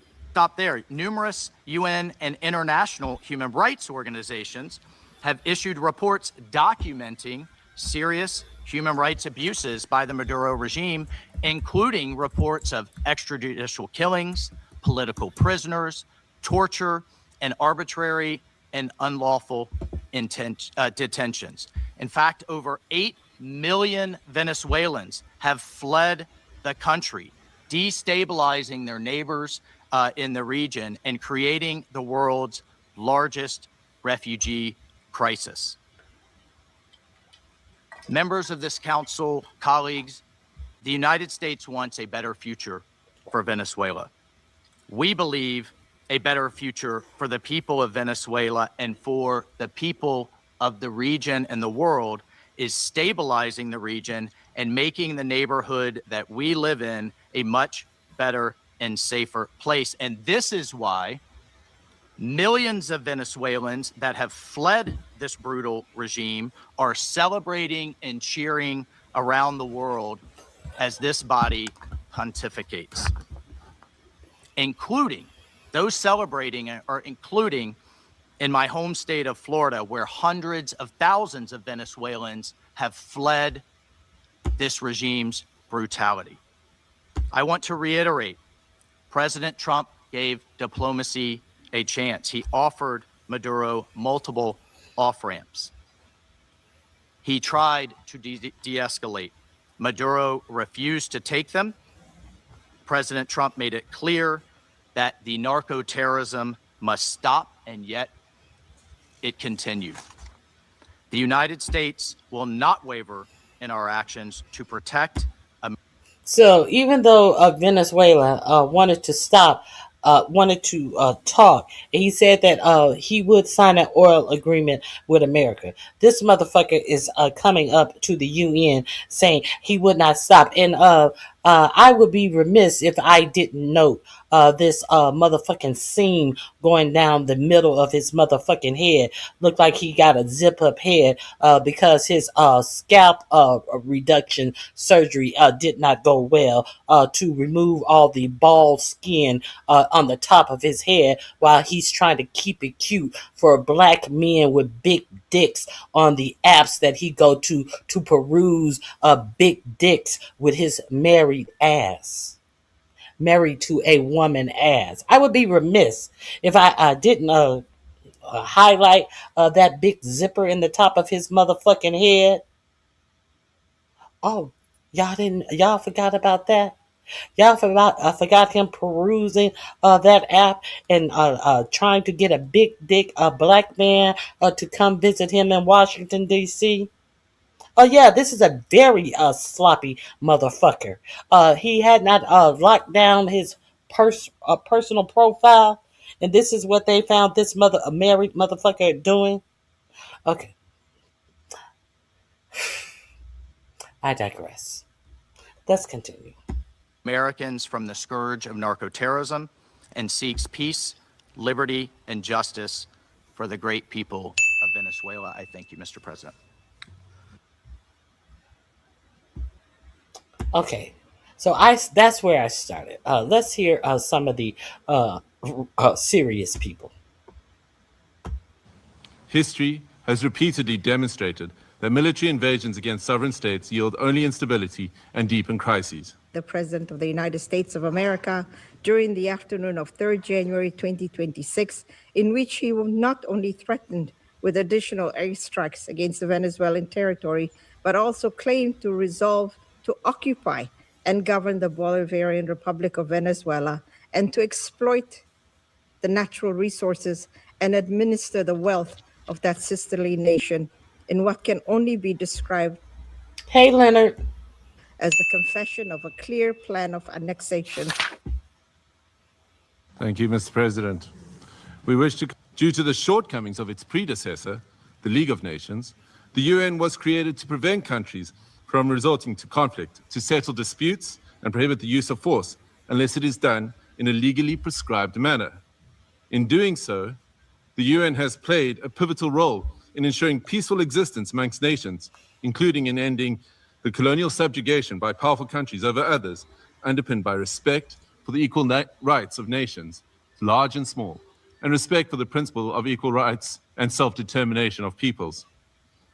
Joining the organization and committing to its principles afforded protection to many of us, with the supposed assurance that no longer would one nation be seen as inferior to another. Unfortunately, when countries ignore the Charter and act contrary to its central premise, it undermines the credibility of the entire system, in which we all undertake our international relations. The stability of the international system depends not only on the respect, but on the consistent application of these established legal norms. We all benefit from a rules-based international order based on international law. When we break those norms, we invite anarchy and an environment where might makes right, ignoring the complexity of interrelations and interdependence in our modern world. Mr. President, the unilateral military strikes carried out by the United States of America against Venezuela and the abduction of President Nicolas Maduro and his spouse from Venezuelan territory for transfer to the United States wantonly violates the sovereignty and territorial integrity and independence of Venezuela. These actions are also in stark contrast to our established legal norms, reinforcing the belief that might is right and undermining diplomacy. History has repeatedly demonstrated that military invasions against sovereign states yield only instability and deepen crises. Unlawful unilateral force of this nature undermines the stability of the international order and the principle of equality among nations. Such use of force also undermines the institutional infrastructure established to regulate relations among nations. We have seen examples of these in Libya, Iraq, and countless cases in Africa, where foreign interventions and interference create security crises and undermine national governance institutions cultivated through nuanced and complex national contexts. So, if you have a security crisis, if you a nation happens to fall apart, nobody's paying attention to the robbers, of the ones who are robbing of these nations. Nobody is paying attention to the contracts that are signed under duress, like the one that was signed hours after the invasion by JP Morgan and the Department of Defense. Does that make sense to you? Yes, it should. South Africa stresses that allegations of internal governance challenges, human rights concerns, or acts of criminality by a head of state cannot justify a breach of the Charter's prohibition on the use of force, particularly Article 2.4 of the Charter. The peaceful resolution of disputes and internal matters must proceed in accordance with international law and through multilateral mechanisms. Additionally, under international law, a state has exclusive jurisdiction over persons and conduct within its own territory. Any enforcement of domestic law, including arrest by one state within the territory of another state without the state's consent, is an unlawful violation of sovereignty. There are recourse mechanisms at the disposal of states to implement international law. This includes taking action by bringing a case before the International Court of Justice or seeking action from the Security Council. We note the statement issued by a group of concerned countries, mainly those in the Latin American region, most affected by the developments in Venezuela. which reiterates that the situation in Venezuela must be resolved exclusively through peaceful means, through dialogue, negotiation, and respect for the will of the Venezuelan people in all its expressions, without external interference and in accordance with international law. Mr. President, each one of our countries, including our peoples, that are members of this organization and that are bound to its charters, have the right to determine our own democratic and political path. This inherent charter-given right to self-determination cannot and should not be abrogated. If we do not stand up for the sovereign rights of any nations or states when they are undermined and wantonly violated, then which one of us are safe or are guaranteed protection by the principles of the Charter and international law? Failure to act decisively against such violations is a tantamount to inviting anarchy and normalizing the use of force and military might as the main form of discourse in international politics. This would be a regression into a world preceding the United Nations, a world that gave us two brutal world wars, and an international system prone to severe structural instability and lawlessness. We cannot afford to proceed into a complex future without the stability and protection afforded by international law. I thank you. I thank Okay, that was South Africa. the representative of South Africa for his statement, and I now give the floor to the representative of Eritrea. Thank you, Mr. President. Allow me at the onset to congratulate Your Excellency and the government of the Federal Republic of Somalia on assuming the presidency of the Security Council for the month of January. We also extend our congratulations to Bahrain, Colombia, the Democratic Republic of Congo, Liberia, and Latvia on their election to the Security Council. As this is the first Security Council meeting of the year, allow me to pay tribute to the outgoing members, Algeria, Guyana, the Republic of Korea, Sierra Leone, and Slovenia, for their dedicated service and diligent work throughout the tenure of the Council. I read this statement on behalf of the Group of Friends in Defense of the United Nations Charter. The Group of Friends in Defense of the Charter of the United Nations condemns the most unequivocal and categoric manner the act of aggression perpetrated on 3rd January 2026 against the Bolivarian Republic of Venezuela by special forces of the United States of America, which included armed attacks against civilian and military objects in the capital city of Caracas, as well as in various other cities of the Venezuelan territory, and the illegal abduction of the President and First Lady of the Bolivarian Republic of Venezuela, His Excellency Mr. Nicolas Maduro Moros, and Her Excellency Mrs. Celia Flores de Maduro. The member states of the Group of Friends in Defense of the Charter of the United Nations expressed their serious concern at the impact of these series of armed attacks, particularly on civilians and their human rights to life, which have included military assaults with U.S. Special Forces, while emphasizing that such acts constitute a clear breach of international law and of each and every principle governing international relations, including those foreseen in the Charter of the United Nations. The Group of Friends of the Charter of the United Nations reiterates its firm support to the constitutional government of the Bolivarian Republic of Venezuela under the leadership of President Nicolas Maduro Moros, and emphasize the importance of ensuring strict respect for the inviolability of the immunities accorded to heads of states and government under international law, while renewing its unwavering solidarity with the Venezuelan people in their ongoing struggle for defending their homeland, including through the actions it may take within the framework of international law to exercise its inalienable right to self-defense.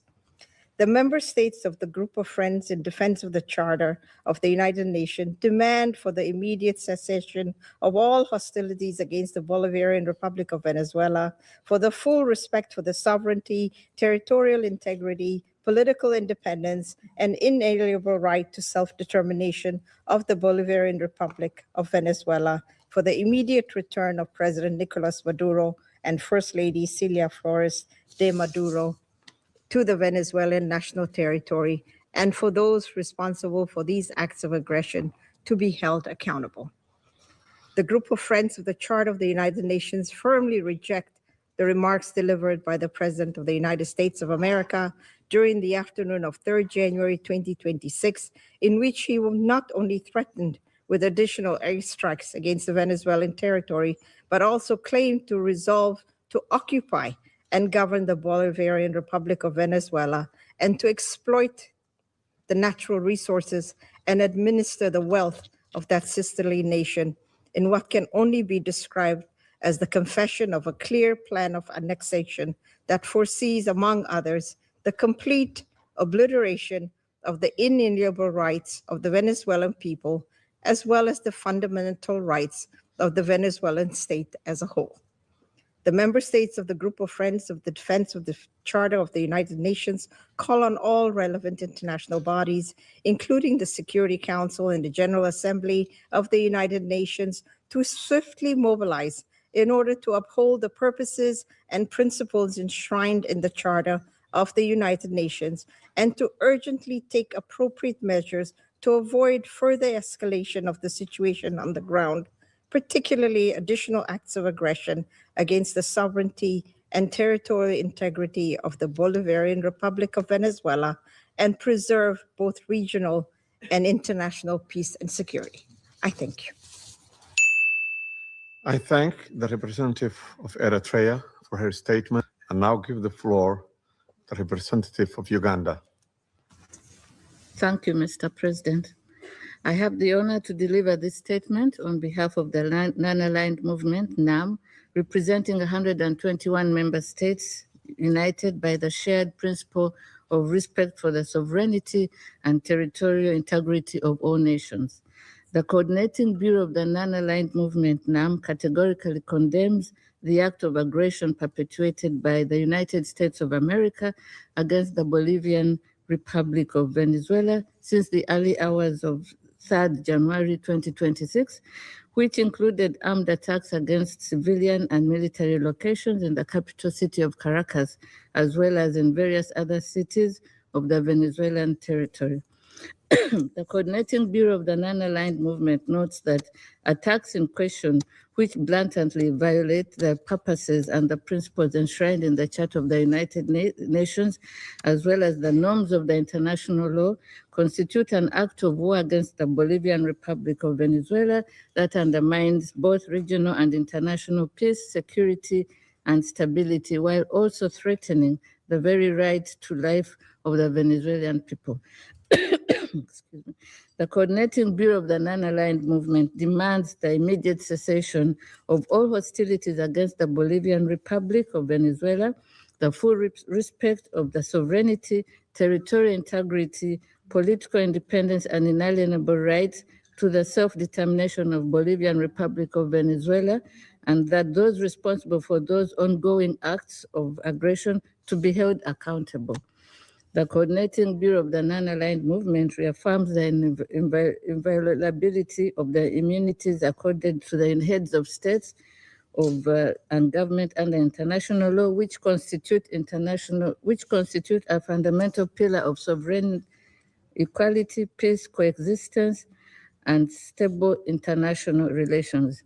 These immunities, firmly rooted in customary international law and consistent with the purposes and principles of the Charter of the United Nations, must be respected universally without discrimination, and any actions or measures that undermine or selectively disregard them risk eroding multilateralism, destabilizing international relations, and weakening the international legal order. Excuse me. Mr. President, the Coordinating Bureau of the Non-Aligned Movement reiterates its full solidarity with the people and government of the Bolivian Republic of Venezuela at this critical time, and insists that military solutions are not viable avenues for addressing any issues that may be of concern between members of the international community. I thank you, Mr. President. And now give the floor. Peaceful coexistence. Our position underscores the importance of dialogue, the peaceful settlement of disputes, and respect for constitutional and institutional frameworks. Mr. President, the complex situation in Venezuela requires a comprehensive response that is both inclusive and nationally owned. We continue to hold that a sustainable and peaceful resolution can only be found through constructive dialogue among Venezuelans themselves, with genuine respect for the aspiration and rights of the Venezuelan people, and with the constructive support of the international community. The A3 expresses its solidarity with the people of Venezuela and reiterates the African Union's commitment to peace, stability, and mutual respect among nations and regions. It's important for all parties, both within Venezuela and in the broader international community, to exercise restraint and responsibility, upholding international law and avoiding any action that could escalate tension or threaten regional stability. The A3 stands ready to support all efforts within this council and in cooperation with regional partners to facilitate a peaceful, inclusive, and lasting resolution to the situation in Venezuela. I thank you. I thank the representative of Liberia for the statement, and now give the floor to the representative of the United States.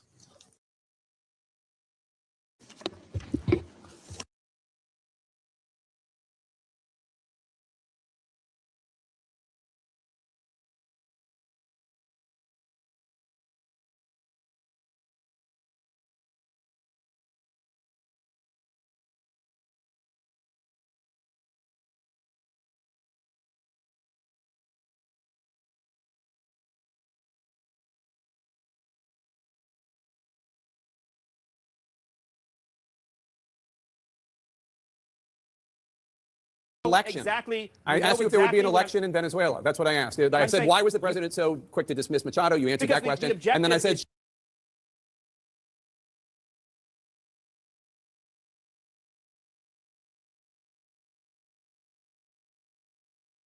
the objective, Jake, is security and stability for the people of Venezuela. This man is insane. Donald Trump's deputy chief of staff, Stephen Miller, cannot go on TV without throwing a tantrum and crashing out. I want to show you the CNN interview with Jake Tapper and Stephen Miller, which very quickly derails after Tapper asks the simple question, who is currently running Venezuela? This should not be a gotcha question. It is not a trick question, but Stephen Miller begins to immediately get mad. Later on in the interview, Stephen Miller completely loses his mind, and this turns into a shouting match. Just for some context, Stephen Miller is rumored to be playing a big part in this quote-unquote transition, if you want to call it, but really, it's not a regime change. The same regime has stayed in power. We are now just coercing this regime to give us oil. The Washington Post reported earlier today, the National Security Council staff has been gutted, and the administration has yet to nominate an assistant secretary of state to handle the Western Hemisphere. The White House is weighing giving Stephen Miller, Trump's deputy chief of staff and Homeland Security advisor, a more elevated role in overseeing post-Maduro operations in Venezuela.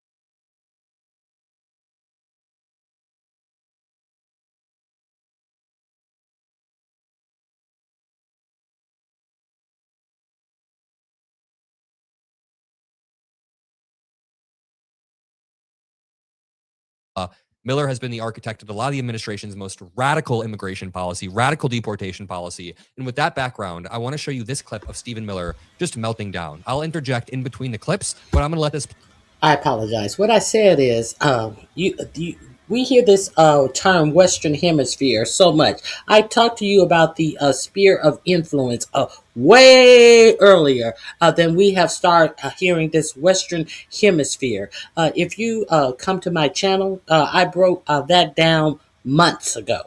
And here we are with this sphere of influence that they want to interject this Western Hemisphere phrase all the time. But what the United States citizens don't understand, that it has always been easy for us to say, oh, we're going to war, oh, we're going to war.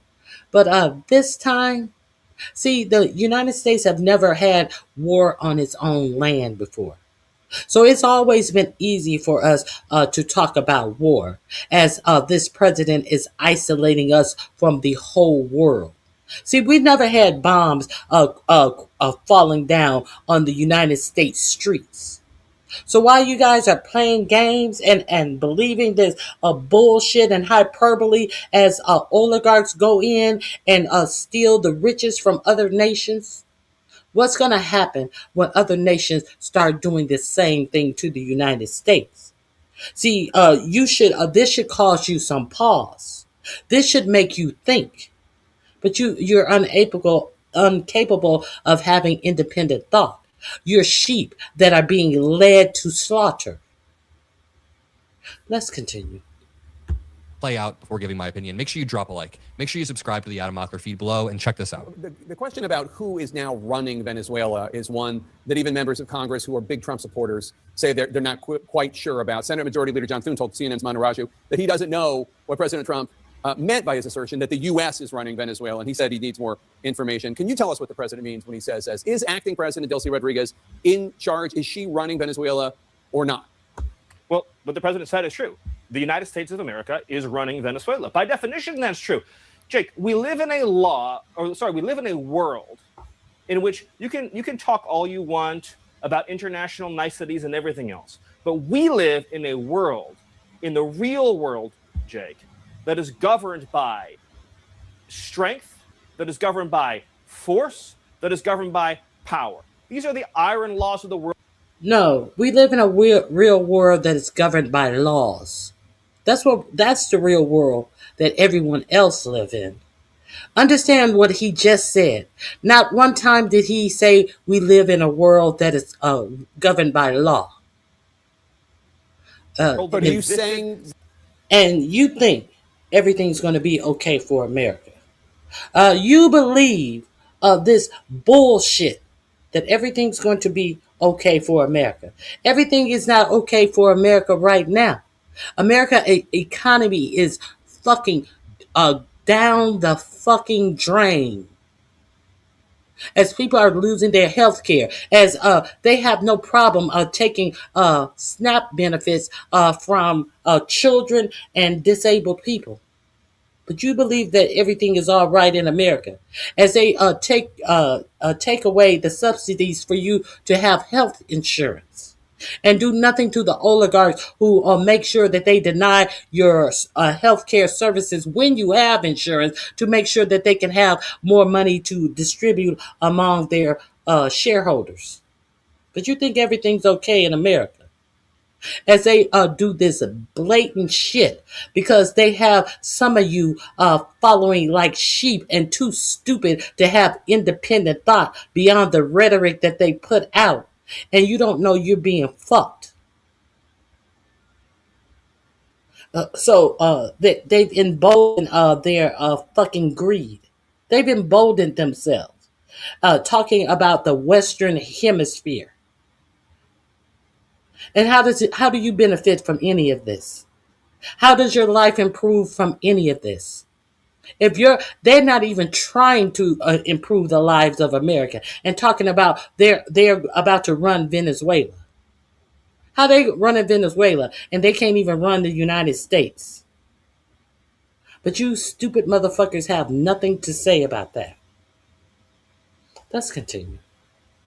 That's the beginning of time. But in terms of day-to-day operations in Venezuela, that is acting President Rodriguez, right? It's not some sort of American emissary. No, what I'm saying is, we'll keep going here, Jake. So I want to say what I'm saying, and you'll follow up. But what I'm saying is just one level above that, which is that by definition, we are in charge because we have the United States military stationed outside the country. We set the terms and conditions. We have a complete embargo on all of their oil and their ability to do commerce. So for them to do commerce, they need our permission. For them to be able to run an economy, they need our permission. Okay, a few things. They need our permission. I'm gonna skip through Adam's commentary. I dropped his link. It is in the chat under the snake crashes out. Go over there and check out Adam Mockler. I don't want to pay all his stuff. He is a great YouTuber, expanding very, very rapidly. I just want to get back to the interview. Go over there and please listen to his commentary. A very intelligent young man. Let's get back to this snake. States is in charge. The United States is running the country during this transition period. If that's true, obviously that doesn't mean that President Trump. The United States is running this company, but he can't tell you what his job is, and they told you that he has a job in running Venezuela. But he can't enunciate what exactly he's doing. He's running his motherfucking mouth. That's what he's doing. Is setting the bus fare schedule inside the country. So doesn't mean that President Trump is assigning the K-12 curriculum in the country. The indictment. Okay, so how are we running a country without military boots on the ground? Conservatives keep laughing at the idea that this will turn into another war or forever war, but then they're allowing Maduro's regime to stay in power and claiming the United States is the one that is in charge. I'm just confused because you really think that Maduro's VP will willingly give up power, cede all of her power to the United States? That is. You're confused because they're confused because they don't know what the fuck they're gonna do now. Oh, they don't care about running the country. They just care about running away with the wealth that is in that country. Running the country, they could give two shits about. The people that they tell you that they are freeing the people, they don't give a fuck about the people. How you think they give a fuck about Venezuelans when they were calling them all criminals coming to the United States? And you think they give a fuck about the Venezuelan? Now all of a sudden we had to get rid of this illegal leader because people were fleeing Venezuela under his reign. But when they were freeing hit the country under his reign, you said that they had released all people from jails, insane asylums, and mental hospitals. That's what you said about the Venezuelans that came to the United States. Until now, all of a sudden, these people, it's a mass exodus from Venezuela because how Maduro was treating the people. Now it's something different. But but these sycophants and these fucking cave dwellers can't figure out that all of this is bullshit because they can't think for themselves. But let's continue. It's not how it works. Then this continues. He gets asked about Greenland, and they begin to fight more. Important topic. The premier of Greenland and the premier of Denmark and other Danish officials are responding to a Twitter post from your wife, Katie Miller, herself a former Trump White House official. Look at this disgusting smirk. The disgusting smirk on this guy's face. You think it's funny? The Greenland premier had to come out and calm a panicked population and say, I know everybody is worried, but do not panic. We are not being invaded. And this guy thinks it's funny on the White House lawn. Katie Miller, herself a former Trump White House official, showing Greenland covered with an American flag, saying soon. After that was posted, President Trump repeated the claim that the U.S. needs Greenland for national security reasons. The Danish prime minister responded to this in an interview earlier today, as reported by Bloomberg, quote, I believe one should take the American president seriously when he says it wants Greenland, but I will also make it clear that if the U.S. chooses to attack another... 1 second. Mr. Bullfinch, if I get slammed in a debate, I won't be getting slammed by you because you're not debating anything I'm talking about. You are with the wait and see when somebody else do something that you're incapable of doing because you're not talking about any of the content that I'm speaking on. Bitch, bye. NATO country militarily, then everything stops, including NATO, and thus the security that has been established since the end of the Second World War. Can you rule out that the U.S. is ever going to try to take Greenland by force? Well, let me go back a step. The president has been clear for months now. So I know you're treating this as breaking news. The president has been clear for months now that the United States should be the nation that has Greenland as part of our overall security apparatus. Wait. Sorry to pause, but that is basically just a yes. In the clip I played prior, Stephen Miller was melting down, yelling about how strength equals, if you're a strong country, that means you could take over a weaker country. Now he's not ruling out that that Greenland might be taken over. Right, but your wife posted that like hours after the Venezuela operation. That's why it's newly relevant. It's cute and funny. It's cute and funny that we have a bitch who left you for Elon Musk tweeting out that the United States is going to take over Greenland. Someone who is not even in the administration. But y'all were worried about leaks of this attack on Greenland. Y'all were worried about leaks, so you didn't inform Congress. But then we got your airhead wife out here talking about Greenland is next. And you find it funny. I find it funny that this incompetent. I find the incompetence of all of this scary. And I'll talk with you about it for an hour. I think it's a really important conversation. I just wanted to reset Jake by making clear that it has been the formal position. You'll talk to him about an hour, but you're changing the topic. Of the U.S. Wife posted that like hours after the Venezuela operation. That's why it's newly relevant. I'll talk with you about it for an hour. I think it's a really important conversation. I just wanted to reset Jake by making clear that it has been the formal position of the U.S. government since the beginning of this administration, frankly, going back into the previous Trump administration, that Greenland should be part of the United States. The president has been very clear about that. That is the formal position of the U.S. government. Right, but can you say that military action against Greenland is off the table? What do you mean military action against Greenland? The Greenland has a population of 30,000 people, Jake. The real question is, by what right does Denmark assert control over Greenland? Was that like a thinly veiled supervillain threat?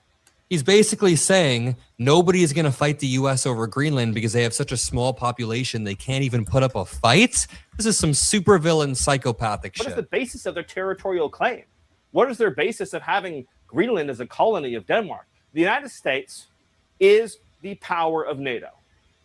For the United States to secure the Arctic region, to protect and defend NATO and NATO interests, obviously Greenland should be part of the United States. And so that's a conversation that we're going to have as a country. That's a process we're going to have as a community of nations. So you can't take it off the table that the U.S. would use military force to seize Greenland.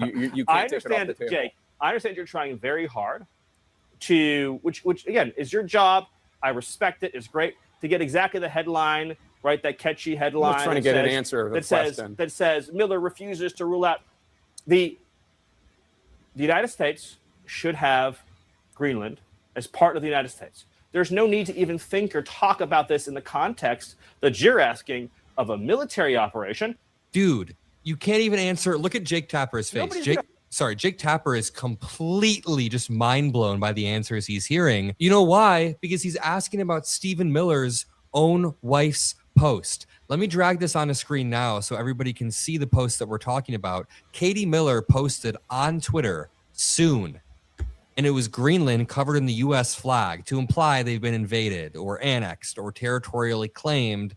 That is absolutely batshit absurd. we haven't even gotten on to the main viral clip of the end of the interview. Stephen Miller melts down on Jake Tapper in a very embarrassing manner. I'm going to let it play out. The president was very quick to say that the recipient of the Nobel Peace Prize, opposition leader Machado in Venezuela, doesn't have the support in Venezuela to become the next president or the interim leader. And I wonder where he got that from, given that basically her cutout, Gonzalez, won the election last year, 2 years ago, overwhelmingly, 70% of the vote or something like that. Why does the president think that Machado should not be the next leader? Why does he think she's weak? Good question. First of all of Venezuela experts agree.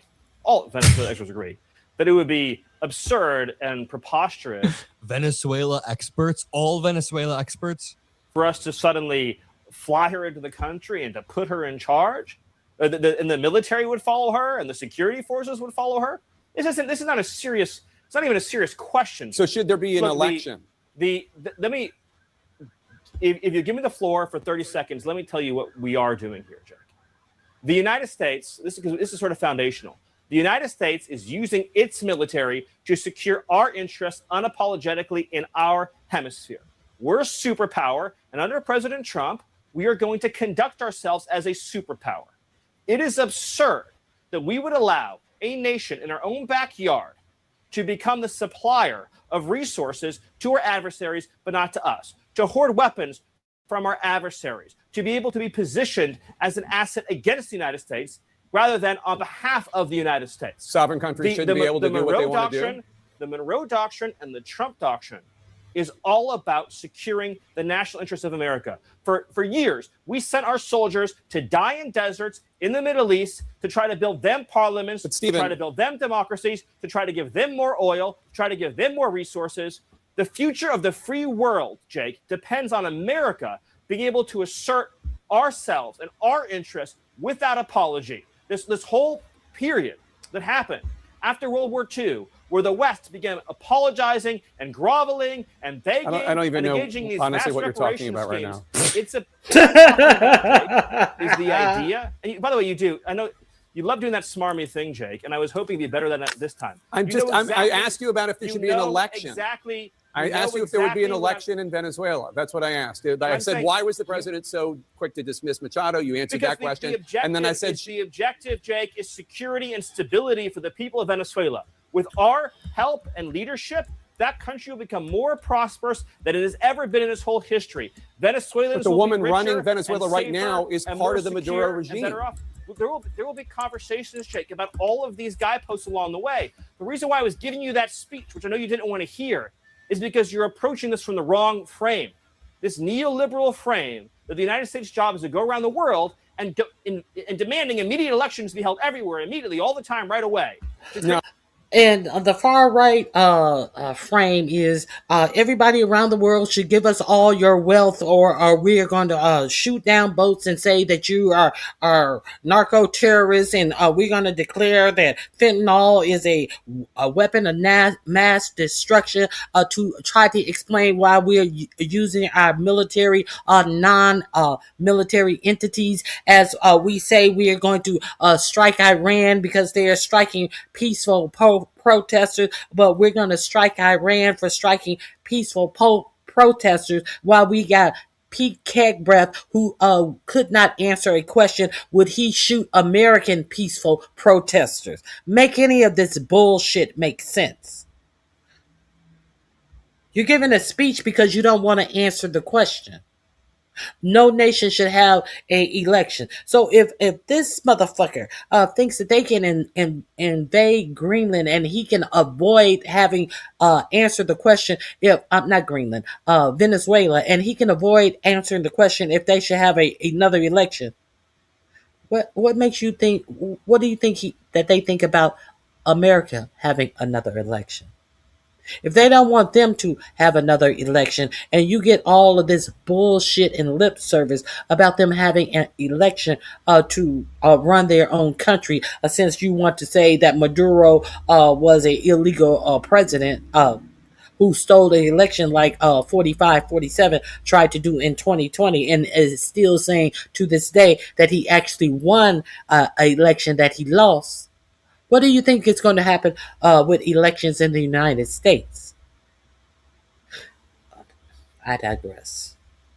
No, vacuums. that's not what I think. But you invaded the country. We went into the country and we seized the leader of Venezuela. Damn straight we did. And I'm because saying, we're not going to let. So is the point, U.S. Jake, going to have the new point, elections? Jake, is that we're not going to let Tim Pot communist dictators send rapists into our country, send drugs into our country, send weapons into our country. Okay. And we're not going to let a country fall into the hands of our adversaries. The future of Venezuela, working with America, is going to be so bright and so incredible and so positive, and we'll have a conversation about everything that you raised. But the priority right now is the president. And we'll have a conversation about everything you raise, such as voting. And now all of the people are crackpots and drug dealers that come from Venezuela, and he is going to be put over Venezuela. How do you think that he's going to treat them Venezuelan people? This motherfucker is treating people living in America so badly that he lives on a military base for protection for himself. How do you think he's going to treat the Venezuelan people? Because they don't give a fuck about the American people, much less the Venezuelan people. Shut your mouth and give me all of the riches of your country. Okay, that link is in my description box. I need to move on. Thank you for being here, Cal. Hit the like button on your way out then. That's all I can tell you. Let me move on to Greenland. The same thing applies with Greenland. If you don't know where, I'm about to enlighten you why they want Greenland. Let me pull this up right quick. Here we go.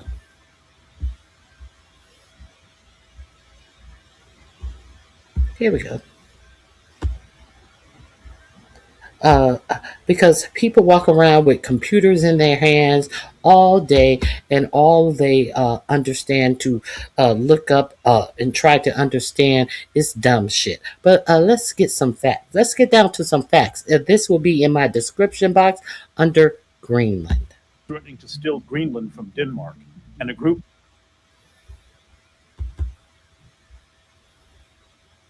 So Donald Trump is threatening to steal Greenland from Denmark, and a group funded by Silicon Valley billionaires wants to build a weird new tech city there. It sounds utterly bizarre, but it's even weirder and scarier than you think.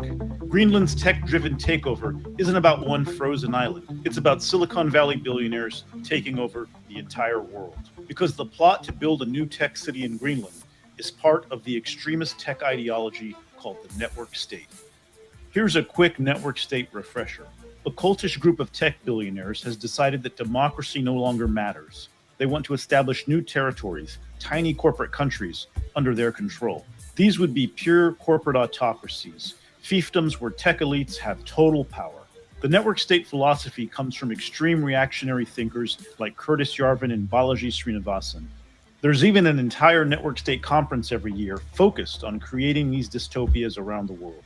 One of the key players in the network state, a startup called Praxis. The company says it has raised over $525 million to build a new city from scratch. The project's investors include funds connected to Peter Thiel, Sam Altman, and Mark Andreessen. A key idea in Praxis is to create a city based on crypto economics and government controlled by Silicon Valley eggheads. In fact, Balaji Srinivasan, the guy who wrote the network state book, is an investor in Praxis. He calls the idea a form of tech Zionism. Until recently, Praxis marketed itself as a network state project. Last year, the project's website declared it would be the first network state in the next America built on the internet. Their pitch was, as local communities dissolve and nation-states stumble, network states will ascend. The next global superpower will be a network state. But today, Praxis seems to have downplayed the network state language on its website. Why? They may be trying to soften their pitch for their next target, and that target is Greenland. Praxis wants to turn the Danish territory into a network state, Let's talk about why. Size and space. Greenland is massive, 3 times the size of Texas, but only 57,000 residents. Wealth. Under the island ice are cold, hard assets. Greenland is rich in rare earth minerals, oil and gas reserves, and more. Location. With climate change emptying Greenland's ice and glaciers, some billionaires see a juicy opportunity to move in before the melt, to take land that will only become more valuable. That's the why. Now, let's talk about the how. Trump has fantasized about buying Greenland for years. Now he's floating other things, from bribing the residents outright with yearly payments to possibly taking the territory by force. And he just named a new ambassador to Denmark, Ken Howery, to drive what comes next. And Howery has deep connections to Peter Thiel, one of the key influencers of the network state movement. So expect Trump's obsession with Greenland to escalate. He sees it as the ultimate real estate deal. He dreams of stealing the land and selling it off to his tech billionaire buddies so they can harvest the natural resources and build their weird network state city. On a recent visit to Greenland, Vice President J.D. Vance, who owes his entire political career to Peter Thiel, attacked Denmark. He told our NATO partner, "You have not done a good job by the people of Greenland."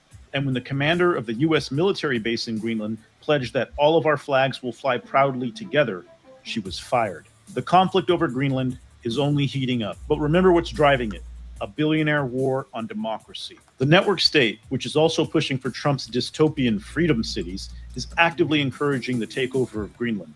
Call it what it is. This is a colonization fantasy mixed with tech billionaire secessionism. And it isn't just a kooky idea spread by Silicon Valley trolls on the internet. It's a serious movement, backed by billionaires and powered by ideology. But now it's shaping America's foreign policy.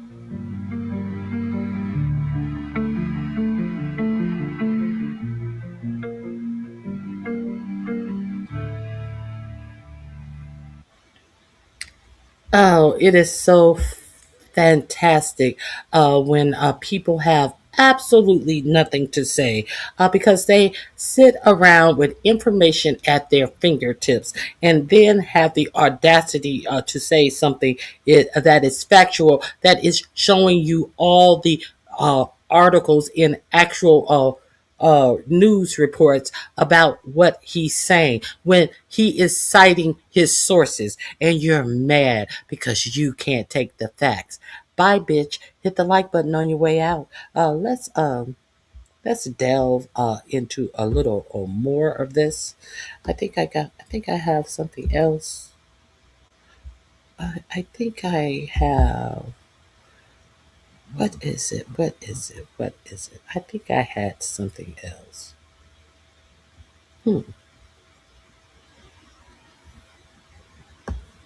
Maybe.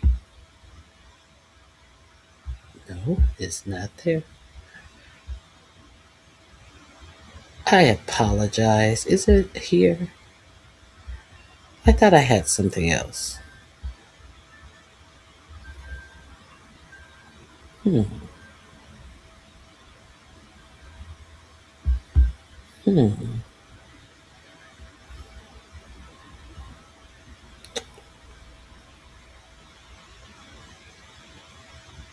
Where is it?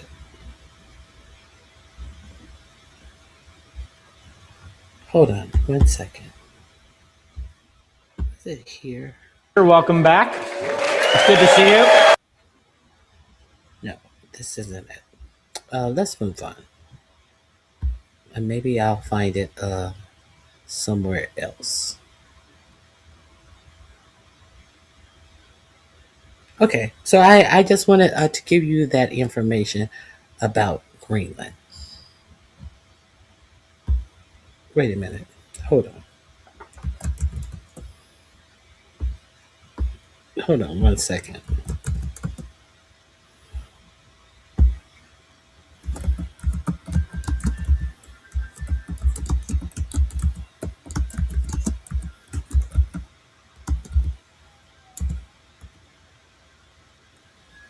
Oh, hold on. I found it. Okay. I forgot where it was. Let me see. Where did I put that? Hold on. Let me find it real quick.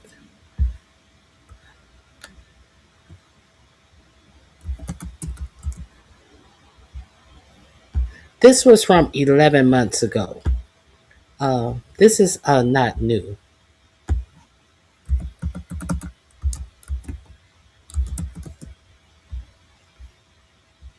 Here we go. 11 months ago. Here we go. Let me share this with you. To let you know that people who pay attention and actually look into things, they just don't let shit wash over them and be like, oh, really? Okay. Oh, if you say, oh, okay. Oh, really? Okay. Okay. Okay. Okay. Okay. Oh, yeah. Okay. Let me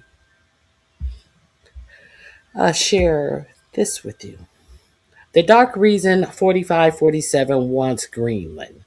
This is will also be in the description box under Greenland. This is Secular Talk with Kyle Kalinske. If you haven't, 11 months ago.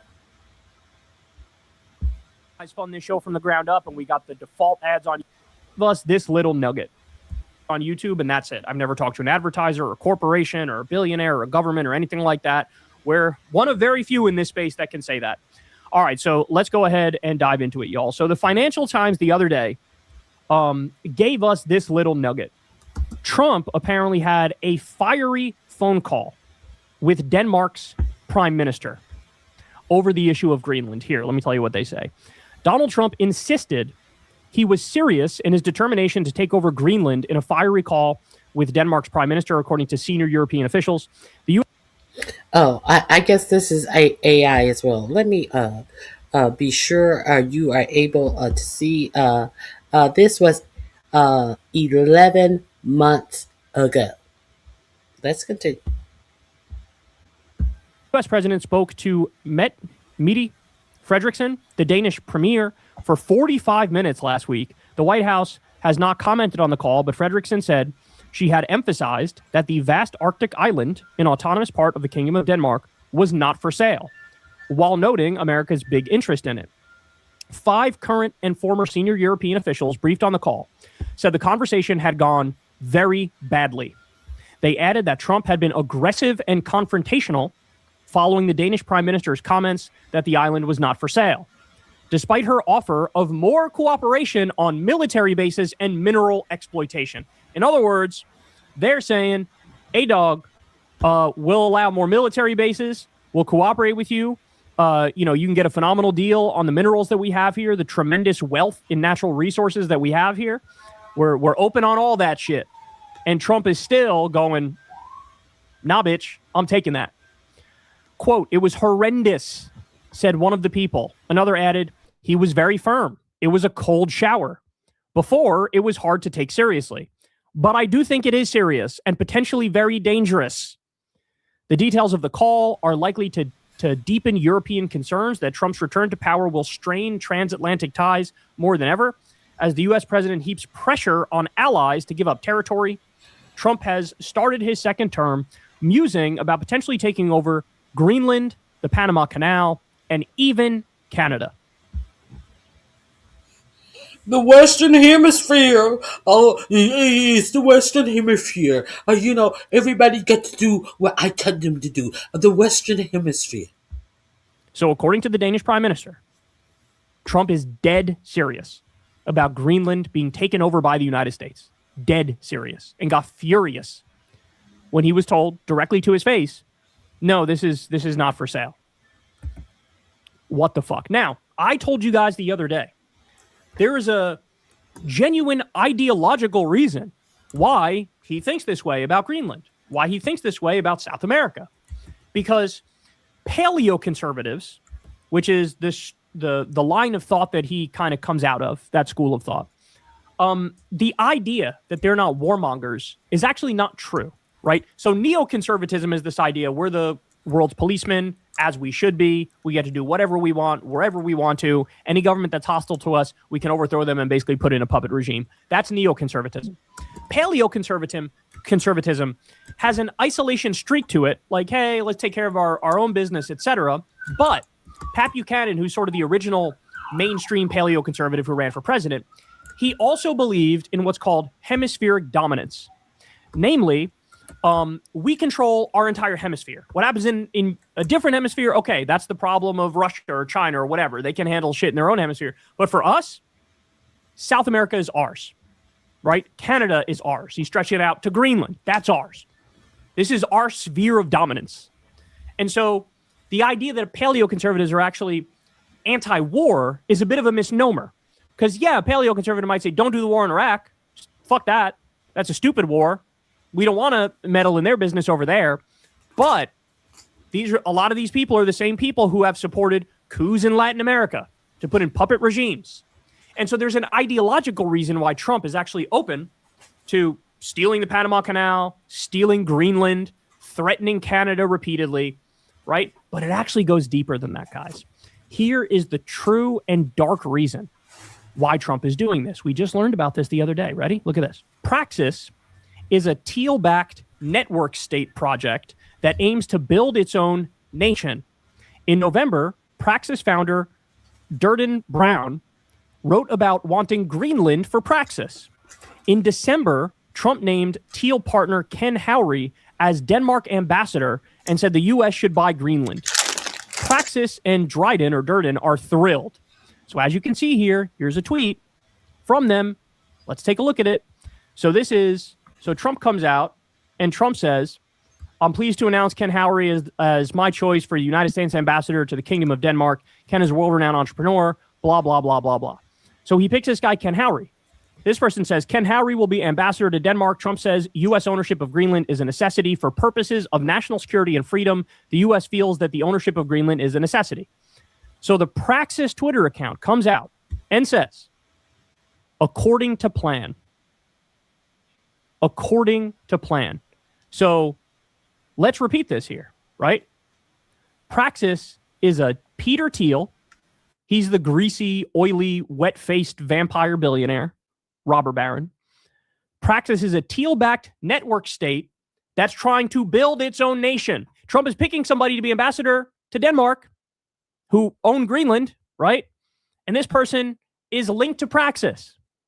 So in other words, what went on here is Peter Thiel, behind the scenes, said to Trump, look, I want Greenland. We want Greenland. We want to start our own nation there, right? They have all these libertarian feudal society pipe dreams, right? We want our own nation. Peter Thiel gave money to Donald Trump for his election, and this is Trump repaying Peter Thiel. And Trump is basically trying to steal Greenland for a billionaire robber baron backer, donor. That's what's going on here. Why the fuck is nobody talking about this? Why is nobody talking about this? By the way, Alex Jones, Mr. Anti-Establishment, there's a conspiracy behind every door. Here's a real conspiracy. And he's got nothing to say, but he supports Trump on this. He supports the robber barons stealing nations to create their own little fiefdoms. This is out of this world, bro. What's going on? Trump literally wants to steal Greenland for a billionaire robber baron donor so that he can have the island as his plaything. Oh my God. We've never ever seen a situation this corrupt. We've never seen it this bad. The oligarchy, the kleptocracy is out right in front of us, naked and bare. That link is in my description box. Don't believe it. Don't believe it to your own peril. But that was we're talking about Venezuela. We're talking about Greenland, where it may happen. Let's talk about where it has already happened. Why don't we? Why don't we talk about where it has already happened? How about that? You don't believe you believe that it's hyperbole and hype and AI? Tech billionaires have had... Obviously, you haven't visited my channel. I have been ringing the alarm. That's A noticeable presence. Tech billionaires have had a noticeable presence in U.S. politics recently. Some are now even practically running the government. But there's something else you should know about, a project many of them are investing in to create alternative models of governance that could have massive implications around the world. It's got a lot of names, but the idea is the same. Free private cities, charter cities, startup societies, zones of progress. You know, what I'm really calling for is something like tech Zionism. Yeah, we'll come back to that last one in a bit. The idea is to create free market enclaves with their own rules and laws. But is this really a way to jumpstart innovation and bring prosperity to developing countries as its proponents claim? Or is it just another scheme for the wealthy to skirt regulations and taxes and get even richer? Billionaire tech powerhouses like Peter Thiel and Elon Musk champion these kinds of cities, as do others in President Donald Trump's inner circle. Trump even campaigned on building privatized cities on U.S. federal land. These freedom cities will reopen the frontier. There are many of these kinds of semi-autonomous cities around the world, and in late 2023, I visited the most controversial one here on this small Honduran island. It's called Prospera. Prospera is building the future of human governance, privately run and for profit. If the people of the world do not like their governments, welcome here. Companies in Prospera pay low taxes and can create their own regulatory frameworks. And that's why it's become a hub for experimental medical procedures not approved by the U.S. Food and Drug Administration. I came to Honduras with the intention of editing and altering my genetic makeup. I've gotten in the habit of getting crazy medical treatments that are only available in Prospera. I also recently got myself like an implant into my hand here. You can program several things into it, like a Tesla car. This is the type of person we exist to attract, right? Someone who's trying to do good in the world. That is very hard to do because... Did I not tell you this earlier? Did I not tell you? Well, I will show you what Peter Thiel says about whether humanity should continue. Peter Thiel says that humanity and human people should only exist combined with technology. And this is a Peter Thiel private company. Invite only. The regulatory roadblocks. Prospera has raised over one... Which means it's not for your poor ass. And you don't even know nothing about it. You didn't even see it coming. This link is in my description box. I put it under Greenland as well because it's a common thread going through this. Let's go. $150 million in investments. And some of the names behind that funding are prominent U.S. billionaires and Trump backers. PayPal founder Peter Thiel, venture capitalist Mark Andreessen, and OpenAI's Sam Altman. Crypto company Coinbase has also invested. But this so-called libertarian crypto utopia has generated major backlash. Many Hondurans see Prospera's ability to incorporate land and create its own laws as a threat to the country's sovereignty. This is like a new form of colonization. It's unfair for foreigners to come to Honduras and build and do whatever they want. Even though previous Honduran leaders cleared the way for these private cities, the current one has impeded their development and is trying to fully dismantle them. In response, Prospera's mostly American investors are suing Honduras for, get this, almost... Also in response, 4547 interfered with their election. The one who was the lady who has been closing down the second Prosperous, she closed it down. She was running first in the election. And then the people who were running third summoned 4547 to release the drug dealer who had been convicted of bringing 400 tons of drugs into the United States. Upon getting the word that 4547 would be releasing and giving him a pardon, the people in third place, who were the people who were behind the drug dealer who approved Prosperous, they shot up into first place and won the election. Houseway, voter election interference at the highest point. So they got rid of the woman who was going to put a stop to these billionaires coming into Honduras, doing backdoor deals and not paying Honduras nothing, no taxes, nothing, just profiting and using it as some rich boy, no law, no rules, no regulation playground. But you ain't know nothing about that. Because you watch Fox News, they ain't gonna tell you nothing about it. $11 billion. That's nearly 2/3 of its national budget. How is it not exploitative for... I take that back. You watch for-profit news. None of them are going to tell you about this. mostly American investors to come after such a poor country like Honduras for almost $11 billion? They're not coming after a poor country. They're coming here to invest, to create jobs. Since I visited, Prospera's legal future continues to hang in the balance. But here's the thing. What I learned about the fight brewing over this one private city in Honduras gives us a lot of insight into the future of private governance around the world and how local communities could be affected. This is a very simple village, and you're up against this multi-million-dollar project. It's not fair. The movement to build privatized cities like Prospera boils down to this idea. What if you could create a city that you run like a business? Imagine a system in which a private company offers you protection of life, liberty, and property. Because a startup society is small, it can experiment. You're not a taxpayer, you're a customer. Around 15 years ago, private city proponents set their eyes on Honduras, one of the poorest countries in Latin America. It had recently undergone a coup that ousted a left-wing president. The new right-wing administration was looking to bring in foreign capital. So in 2013, it passed into law Honduras's version of private cities. They're known as ZEDEs. That's the Spanish acronym for Zones for Employment and Economic Development. 3 ZEDEs were established in Honduras, and the crown jewel is Prospera, here on this touristy island of Roatan. So in late 2023, I went to check it out. Okay, so we're on our way to what is perhaps the most controversial private city experiment on the planet, and I have a temporary visa on my phone just to get in.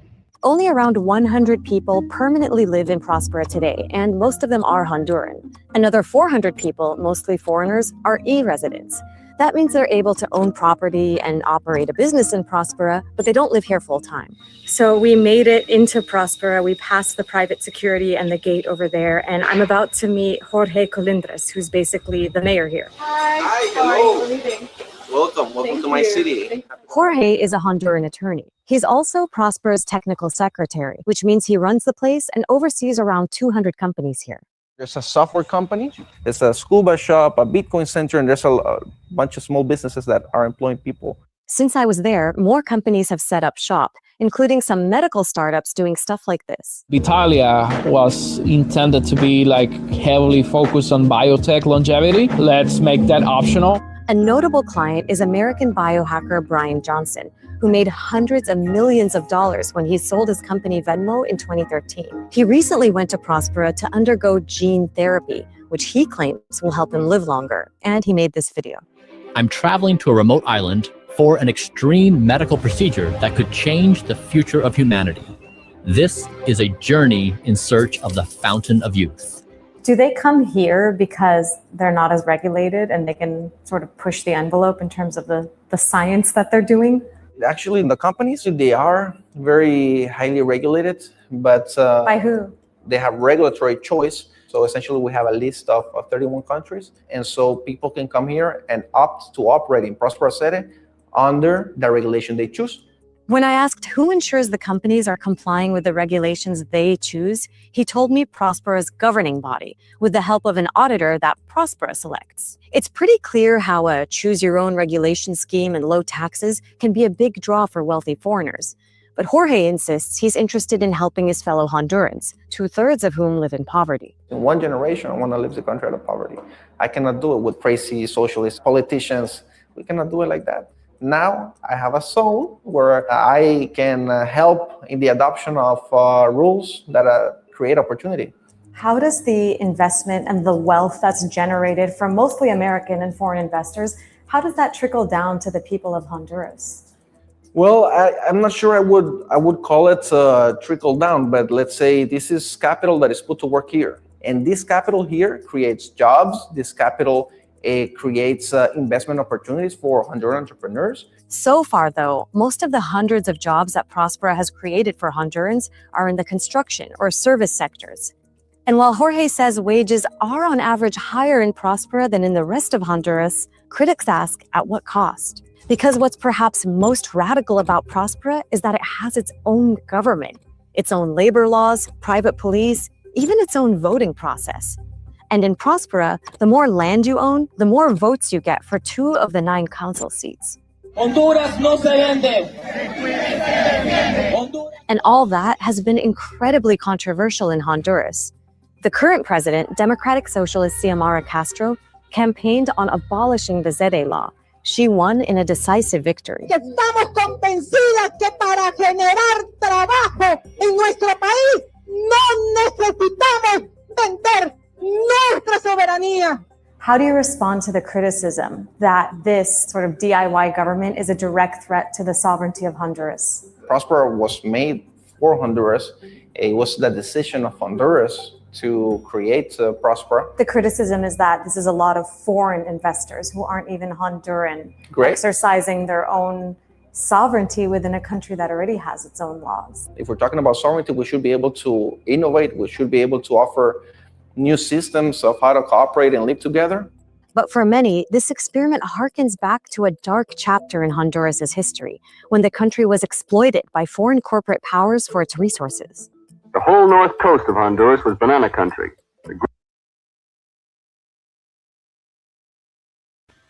You don't say.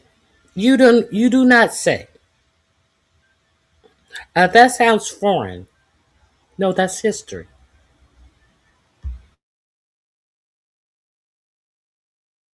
Greatest producing area in the world.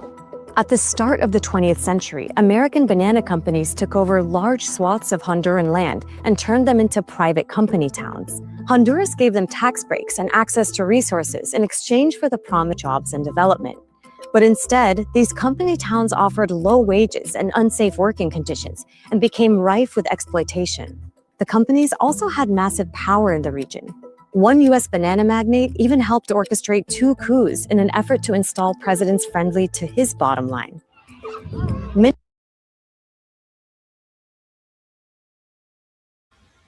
Presidents friendly to their bottom line.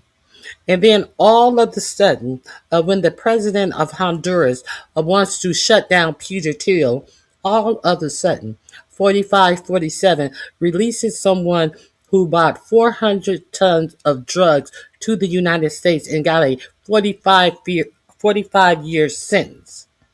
And then when he tells the number 3 who's running, who supported the drug cartel guy who was in jail in the United States, he went from number 3 in the election to number 1 in the election. Nothing is new under the sun. But you dummies don't know this. You dummies think that we have some honorable plan with Venezuela. No, we don't. There's no honor among thieves. They're stealing these nations dry. And they're telling you why it's good for you, as you sit on the bones of your ass and you get nothing from it. But let's continue. Many I spoke to in Roatan had strong opinions on this new iteration of private cities. ¿Qué piensas sobre las sedes? La sede no es algo para nosotros los pobres, es para los ricos. Son para personas privilegiadas que tienen dinero. Y la gente pobre que vive acá, viven en la miseria. Lo que menos queremos es que el país de nosotros sea vendido peormente por pedacitos. Other critics I spoke with say many Hondurans see through Prospera's lofty claims, like Fernando Garcia, who's the presidential commissioner against the ZEs. Personalmente digo de que sus apreciaciones, que son inversionistas, que quieren el desarrollo, es un verso muy bonito. Son los neocolonizadores que quieren desprender grandes franjas de territorio nacional para constituir sus propios estados. Critics also worry about how much land might be in question. So far, more than 1,000 acres have been incorporated into Prospera. It's land Prospera legally incorporated, but get this, Prospera is allowed to incorporate land anywhere. It doesn't even have to share borders. So this is Prospera, and way over here, this is Prospera too, and down here on the mainland is also Prospera. No vamos a permitir que Honduras se venda a destajo, que si fuera una vaca, y aquí va un muslo, aquí va el tronco, y aquí va la cabeza. So what does it mean when all that land becomes part of Prospera? Well, companies and individuals within Prospera pay an extremely low tax rate to the federal government, and they don't pay any taxes to the local government, even though they use Roaton's municipal services. And companies there also play by their own rules. This luxury residential tower within Prospera is almost 2 times higher than what the local Roaton code allows. Ellos no les interesa el desarrollo económico del país. Ellos lo que quieren es, por un lado, acumulación de riqueza, pero más que todo, darle vigencia a su teoría de que los estados no deben existir. And Honduras isn't the only place where this theory is being tried out. Dozens of these kinds of private cities have been in development over the years, often in poor countries like Zambia and Papua New Guinea. There are also plans to develop a private city just north of San Francisco, as well as a crypto state in the Mediterranean, both backed by tech billionaires. And of course, these private city enthusiasts now have a friend in the White House. We should hold a contest to charter up to 10 new cities. In fact, Prospera representatives working under an advocacy group called the Freedom Cities Coalition have begun meeting with the Trump administration. They're pushing to create similar cities that operate outside of regulations on U.S. federal land. Trump's circle is filled with private city proponents like Prospera backer Mark Andreessen, who has been working with Trump's Department of Government Efficiency, or DOGE. There's also Stephen Moore, Trump's former economic advisor, who went on to help write Project 2025. That's the ultra-conservative government blueprint that aims to slash federal spending. And while researching, I came across some pretty interesting takes on private cities. Listen to what this tech investor said about his dream for the movement's future. You know, what I'm really calling for is something like tech Zionism. Zionism, the movement that led to the creation of Israel at the expense of the native Palestinian population that was already living there. And then listen to how he praised the founder of Zionism, Theodor Herzl. Theodor Herzl was like a tech founder, okay? Okay. Side note, some people are even connecting the dots and wondering, when Trump talks about ethnically cleansing Gaza and turning it into the Riviera of the Middle East, does he mean a private city? For now, let's get back to the private city we can examine closely, Prospera. I wanted to ask Jorge. Yes, he does mean a private city because it has now been released that they want to turn Gaza into some tech city.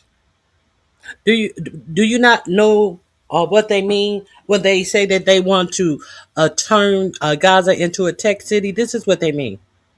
No laws, no regulations on medicine, on anything. An invite-only city. They're private cities. Yes, not a smart city, a private city. A tech city. One of these cities. If an exclusionary mindset has taken root there. After all, an early architect of Honduras' ZEDEs said, ZEDEs will reserve the right not to accept serious criminals, communists, and Islamists. That's not in our rules, and it's forbidden by the ZEDE framework. We cannot adopt discrimination policies based on race or religion or things like that. But you can restrict certain countries. There's, I think, a list of sanctioned countries. What are they? I think Iran, there are some restrictions on Nicaragua, some restrictions on Russia. It's a security thing, and we believe that the free world has enemies. We believe that there are countries, rogue countries, that are trying to disrupt democratic procedures. So we look closely on applicants from these countries. Do you think the forces of the free market support people's rights and democracy? Of course, there's impossible to exercise human rights without a free market. Eso no es democracia. En la democracia todos valemos igual. En este caso, valen según lo que tienen. Los que tienen capacidad de producir son los que valen y el resto son totalmente desechables y descartables. If we just walked along this beach, we would get to Prospera, right? We'd be at This is Prospera. Oh, this is it? Yeah, this is part of Prospera, all of this. This is Vanessa Cardenas. She's the vice president of the Community Board of Crawfish Rock, a small fishing community of 600 people who have been divided over Prospera. So when you're driving and you see this high-rise tower, the Duna residences, what do you think? What do you feel? Well, more than anything out there, trouble, I would say. They're saying it's prosperity for us. It's not. This view of the Duna Tower is a 5-minute walk from her home. It's a stark symbol of what happens when companies inside Prospera can play by their own rules. A 2-bedroom apartment here is going for almost $200,000 US, far out of reach for those who already live in the area. And when I see that, I'm just seeing that expanding all over. They will not left us here, as well as the huts, our way of life, we just won't fit, not with that image. Vanessa has been at the forefront of the fight against Prospera. Her family has lived in Crawfish Rock for 5 generations, and she spent the last few years sounding the alarm about this project. Say that Prospera has had a very negative impact on our community. 58 acres of Crawfish Rock is now legally part of Prospera as incorporated land. Villagers like Vanessa are worried that Prospera's influence will entice other landowners to give up their land. Whatever land we have is ours, it's our inheritance. We're scared that they come and take away what we have. How far are you willing to go to defend Crawfish Rock? As far as we have to go. Because this is our home. We have nowhere else to go. At the same time, many of her neighbors have decided to work within Prospera. After all, Prospera was hiring during the pandemic when other places weren't. And as many told me, work is work. Would you say most people here are supportive of Prospera or against it? Some are against it and some with it. They're putting food on a lot of people's table because people got work. So I'm walking around the village and asking folks about their thoughts on Prospera. And I just spoke to one young man who didn't want to appear on camera for fear of his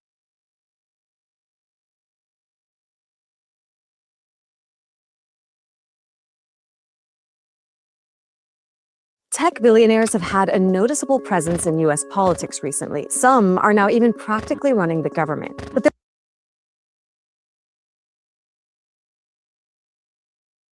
I think I closed the wrong link. So let's move on. We heard from all the tech people who were getting things implanted into their body for simple shit like opening a Tesla and all of these things. There have been people there doing blood transfusions with their the younger son, trying to stay young forever. This is all of this stuff has not been approved by.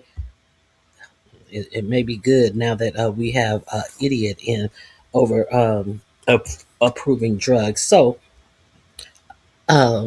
experimental things that are done on their body, putting mechanical things into their bodies, chips and all of these types of things. So this is on Peter Thiel's little private island. Now, so if there's talk of giving these oligarchs sections of this new Western Hemisphere, as they would like to call it, do you think that all of these experiments will be voluntary? There are not going to be any laws. The people are going to have to go somewhere. Do you think that these experiments will be voluntary? Oh Lord, voluntary. Are you going to be able to just do them or not do them? No, I think not.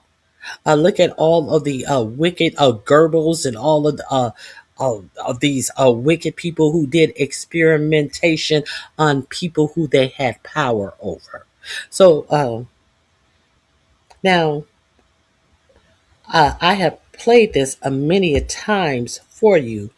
Peter Thiel doesn't even believe that humanity should exist in its current state. He had a hard time with a real simple question. I think you would prefer the human race to endure, right? Let me share. Am I sharing it? I'm sharing it. Okay, let's get into it. Let's rewind this. So I think you would prefer the human race to endure, right? You're hesitating. Yeah, well, yes? I don't know. I would This is a long hesitation. This is a long hesitation. There's so many questions implicit Should in this. the human race survive? Yes. Okay. But I also would, Yes, but. I also would like us to radically solve these problems. Right. And so, you know, it's always, I don't know, you know, yeah, transhumanism is this, you know, the ideal was this radical transformation where your human natural body gets transformed into an immortal body. I think you would prefer the human race to endure. Let's go back a little bit. Now let's get to the whole context of that question.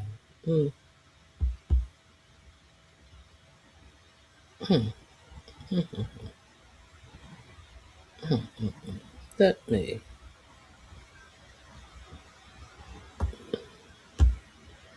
This is my very specific question for you, right? Is that you're an investor in AI.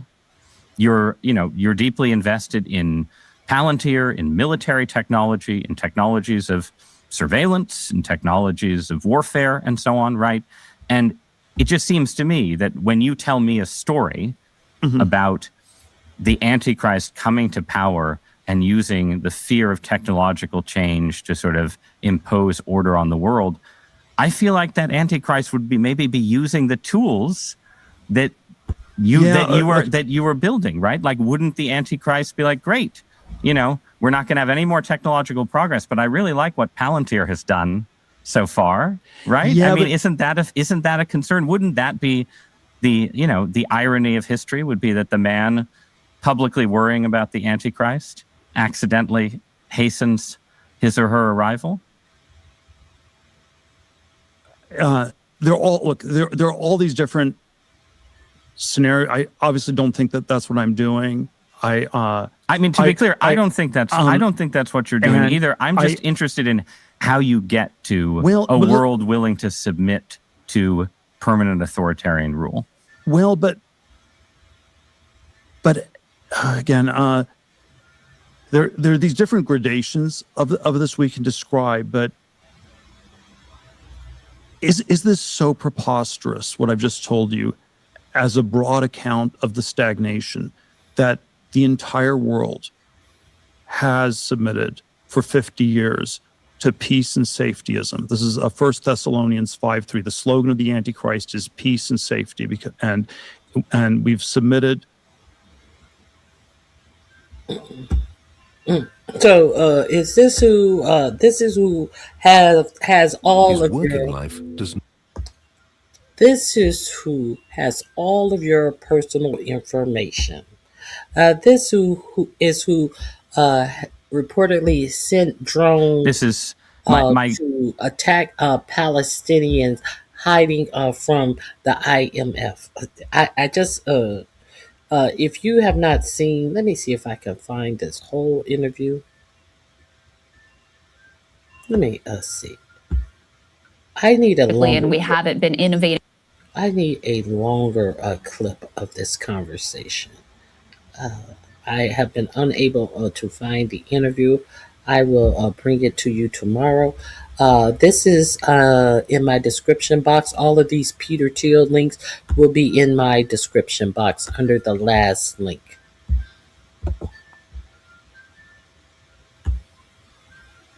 Hold on. My very specific question for you, right, is that you're an investor in AI. You're deeply invested in Palantir, in military technology, in technologies of surveillance, in technologies of warfare, and so on, right?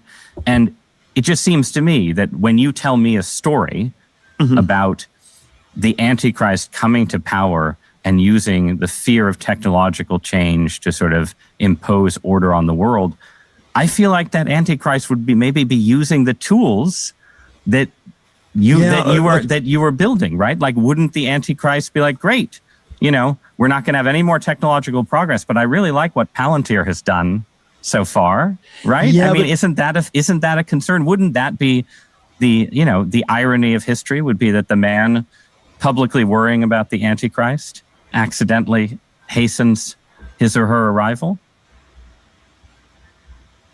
There are all these different scenarios. I obviously don't think that that's what I'm doing.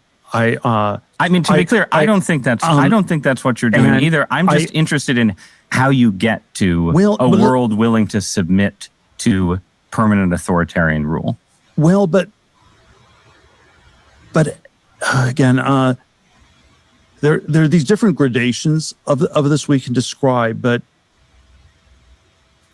is this so preposterous, what I've just told you, as a broad account of the stagnation that the entire world has submitted for 50 years to peace and safetyism? This is 1 Thessalonians 5:3, the slogan of the we know how you can tell those non-black people about their security, and they'll be all in for the strangest thing. Now, he's sitting here watching you ignorance fall for anything as long as security, national security is attached to it. And he is here looking and monitoring your actions. Now, why did he say that you guys have been doing this for 50 years? Just tell these non-black people that is for their security, and they will cut the heads off of anybody to be secure within themselves. And what is he talking about? He is talking about that the nation would be okay under authoritism. That's what he's talking about. Authoritarian rule. That's what he's telling you. That's what he's selling. This man who is building his private cities where there's no government rule. There's a board of people who tell you what you must do in these cities. And your 4547 wants to give up private U.S. land to build more of them in this new Western hemisphere where they can go to any nation and do whatever they want to any nation. He has every three-letter agency Peter Thiel has a foothold in our government. If you don't know that. Let's continue. Christ is peace and safety. So, Glenn, what did you make of that answer, and what do you personally put the odds at that Peter Thiel is himself the Antichrist? I mean, I guess if you were to force me to... Okay, let me... that link is in my description box. I'll find that interview on your own. It's very interesting. Let me tell you... let me let you hear him say the silent part out loud. Let me I'll let you hear it for yourself.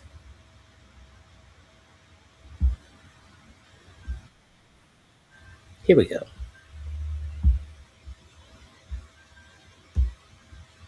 This is on More Perfect Union. This will be in my description box under the last link. If you haven't gone over to a More Perfect Union, I would advise that you go check them out.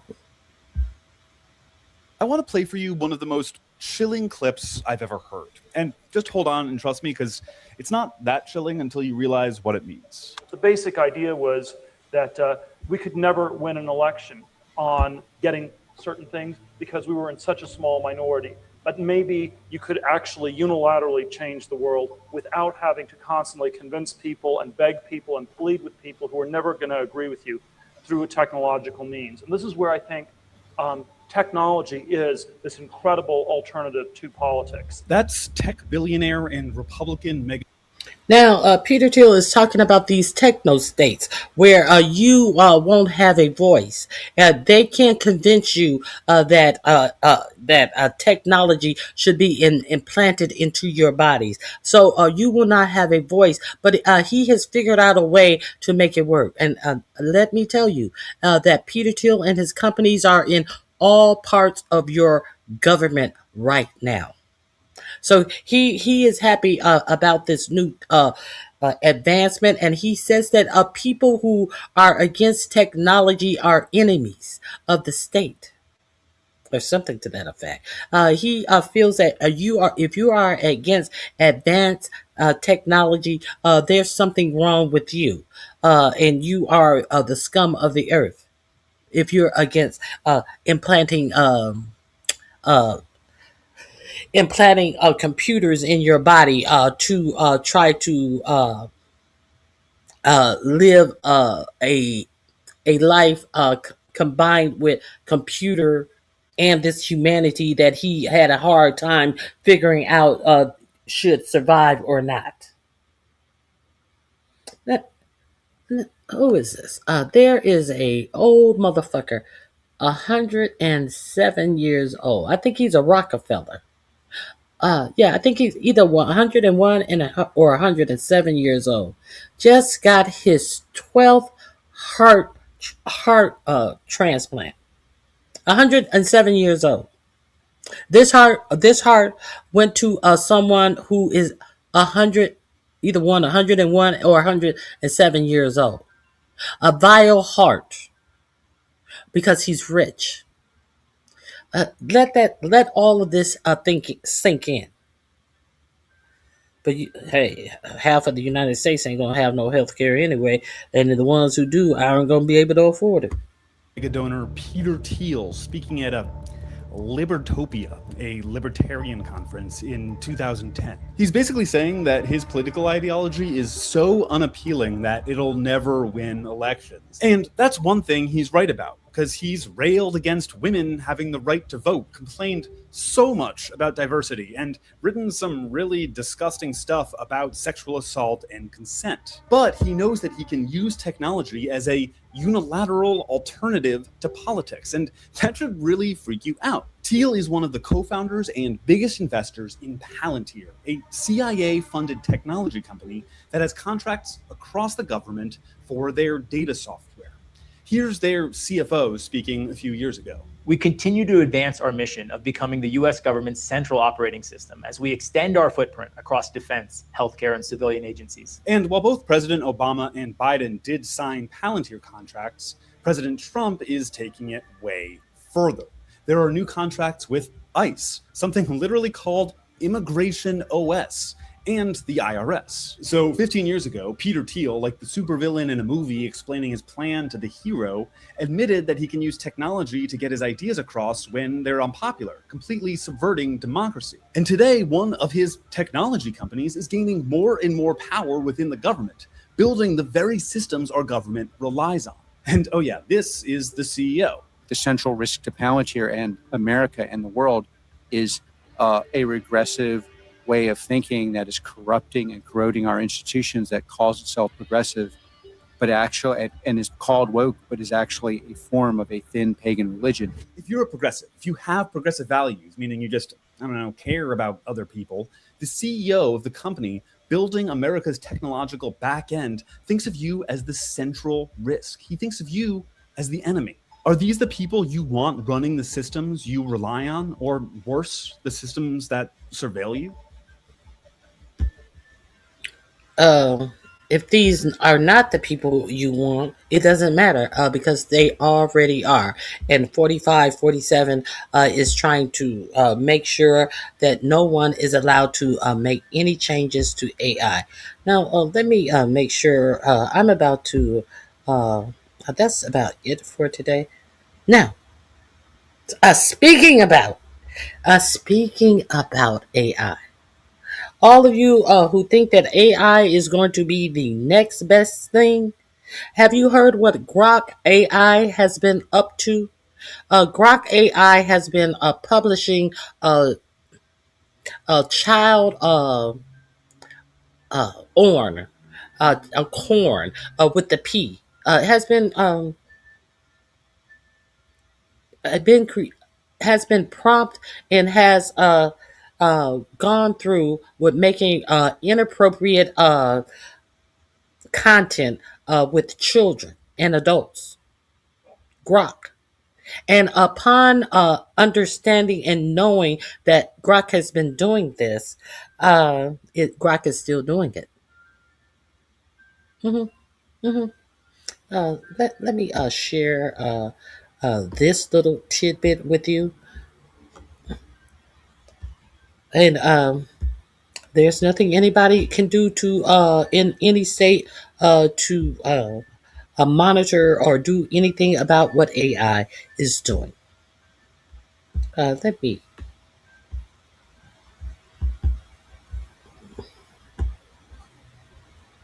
Child SA materials on Twitter, and it's highly, highly concerning. Grok itself admitted that it created AI versions of child SAM. By its own estimations, this platform generated CSAM images of children between the ages of 1 and 2, 8 and 12, 12 and 16, and others between 14 and 18. And recently, users have suggested and told Grok to essentially create images of children or women wearing bikinis, for example. Elon Musk is completely undeterred or unconcerned about all of this. This is a very, very serious situation. And in response to any criticism, Grok just says, quote, legacy media lies. People need to know what's happening right now. Spread the word, follow along for all the news you need to know about. We have some more important news that not many people are talking about, so I need your help to spread the word. Elon Musk's chatbot, Grok, is actively generating child SA materials on Twitter, and it's highly, highly concerning. Grok itself admitted that it created AI versions of child SAM. By its own estimations, this platform generated CSAM images of children between the ages of 1 and 2, 8 and 12. Okay, I just wanted you to hear the beginning of that. That is in my description box under Nasty Grok. Let me. I just need you to know, your for-profit media is just really silent on this. Let me see.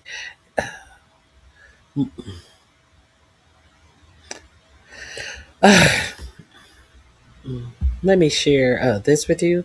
While we are talking about the United States going into different nations, taking what they want. Remember, 47 said he had stopped the war in the Congos, and the only thing that he really wanted to do in stopping the war. Let's review this if you are unaware of this. But it is quite obvious. It is quite obvious why he's talking about making more strikes in Nigeria. Let's hear this. Is also signing our own bilateral agreements with the Congo and Rwanda that will unlock new opportunities for the United States to access critical minerals and provide economic benefits for everybody. And we'll be involved with sending some of our biggest and greatest companies over to the two countries. And we're going to take out some of the rare earth, take out some of the assets and pay, and everybody's going to make a lot of money. Donald Trump isn't saying the quiet part out loud. He's blatantly telling you that this so-called historic peace deal is nothing but America's opportunistic exploitation of resource-rich DR Congo. He's blatantly telling you that America is using this to get the opportunity to exploit critical mineral resources from DR Congo. And he's done this by signing a legal agreement with these two bloody fools, these stooges, president of Rwanda and president of DR Congo, and legalizing the exploitation of the people of Congo. And framing this as some kind of peace deal, making it look like it's white saviorism when really it's white exploitation. This is neocolonialism. This is how powerful nations like the United States of America exploit resource-rich countries like DR Congo by colonizing their resources. And you know, whoever controls the resources controls the economy. Whoever controls the economy controls the politicians. Whoever controls the politicians controls the cultural influence of that country. So when he says and frames this as a peace deal, making it look like it's white saviorism, it's really white exploitation. And white exploitation is indirect rule. So when Trump says they're going to send their best and greatest companies, what do you think they're going to do? They're going to be exploiting and colonizing the resource, controlling the politicians and controlling the people. So Trump lies when he says this will economically benefit everyone, because that's bullshit. The only people that will be benefited from this are corrupt Trump, his corrupt allies, the corrupt American elite, and the corrupt elites of both countries. What you're witnessing is the legitimization of the enslavement and forced labor of the people of DR Congo, including thousands of children working in the mines. Don't be fooled. America has been at the center of the conflict in DR Congo and the conflicts between DR Congo and Rwanda. White nations did this during slavery. They armed the conflicts between African nations in order to enslave us. Same with colonization. They got African leaders to sign documents. The moment those leaders didn't play ball, they used the agreement to control and colonize. Today, the United States is also signing our own bilateral agreements with the Congo and Rwanda that will unlock new opportunities for the United States to access critical minerals and provide economic benefits for everybody. And we'll be involved. We're sending some of our biggest and greatest companies over to... Some of our biggest and greatest companies. Don't be fooled. Let me see. Now, what about all of this white on white violence? Nobody is speaking about all of this white on white crime. Let's talk about it. Let's talk about all this white on white crime, all of these mass shootings that haven't been picked up. Do I mean gang members in Chicago? Am I talking about gang villains with or without gang violence? Is that imperative if it's about gang violence? No, obviously it's not about gang violence, because if it was gang violence, it would be, all over the media. If it had happened in Chicago this weekend, it would be all over the media. If it had been in that gang-ridden Chicago, you would be talking about it. But these are mass shootings. Mass shootings is when more than 3 people are pow-powed, and not including the perpetrator. Why so quiet? Why so quiet?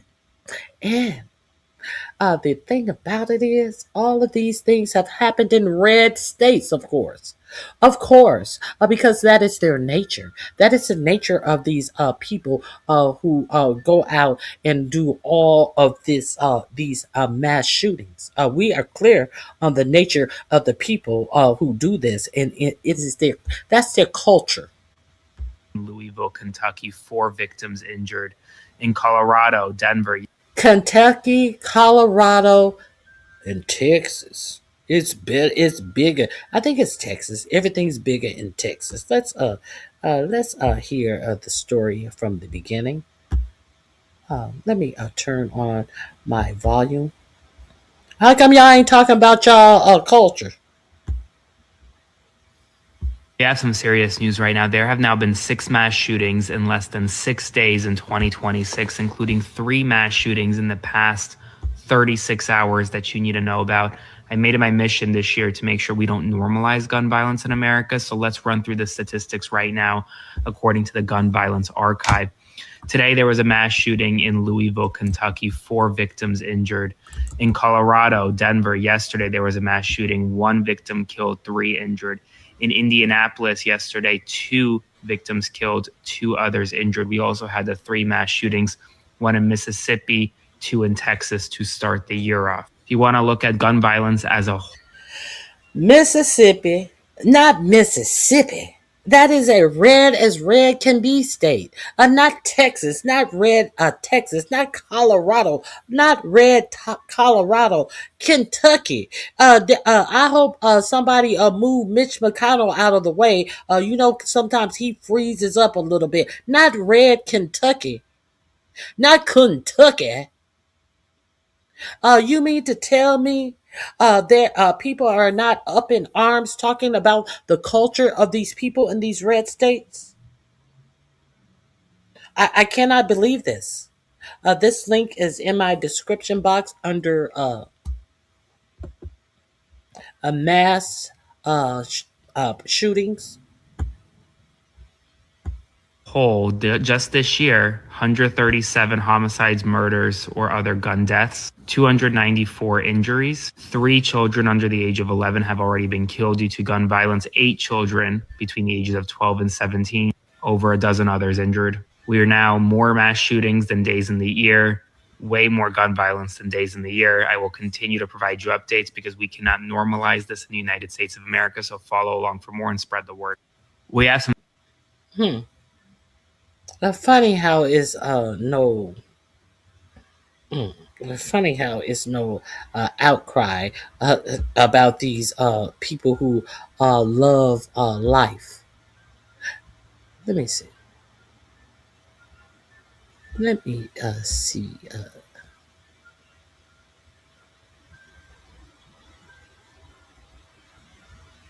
Okay.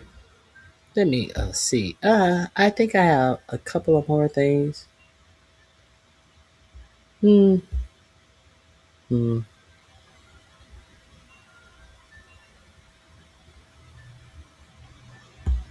me see.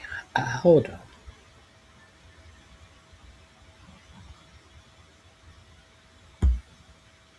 You mean y'all around here gentrifying TikToks and YouTube pages? Non-black people are now completely making a living off of creating black women, black personalities, all off of AI. This account, for example, got 2 million followers in less than 1 month. Y'all out here gentrifying Instagram pages? Is that what y'all out here doing? Y'all out here gentrifying Instagram pages? You loving the ones you hate so much? Is that what y'all out here doing? I would say you would be ashamed, but most of you have no shame to give. Non-black people are now completely making a living off of creating black women, black personalities off of AI. This account, for example, got 2 million followers in the last 1 month. I guess your culture ain't selling. If you're not, who's over the FDA? I believe that's Robert Kennedy Jr. Of course, he would, yes. Of course, he would approve this.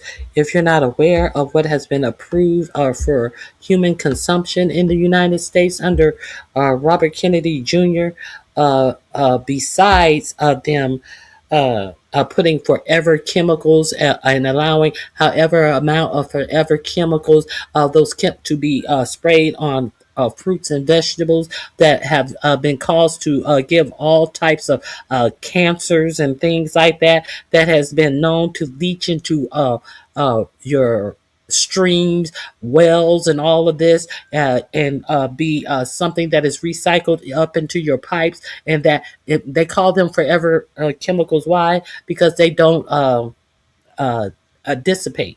They stay in the host forever, whether it be your stream or your body. Let's talk about that, but let's talk about the food that has been approved.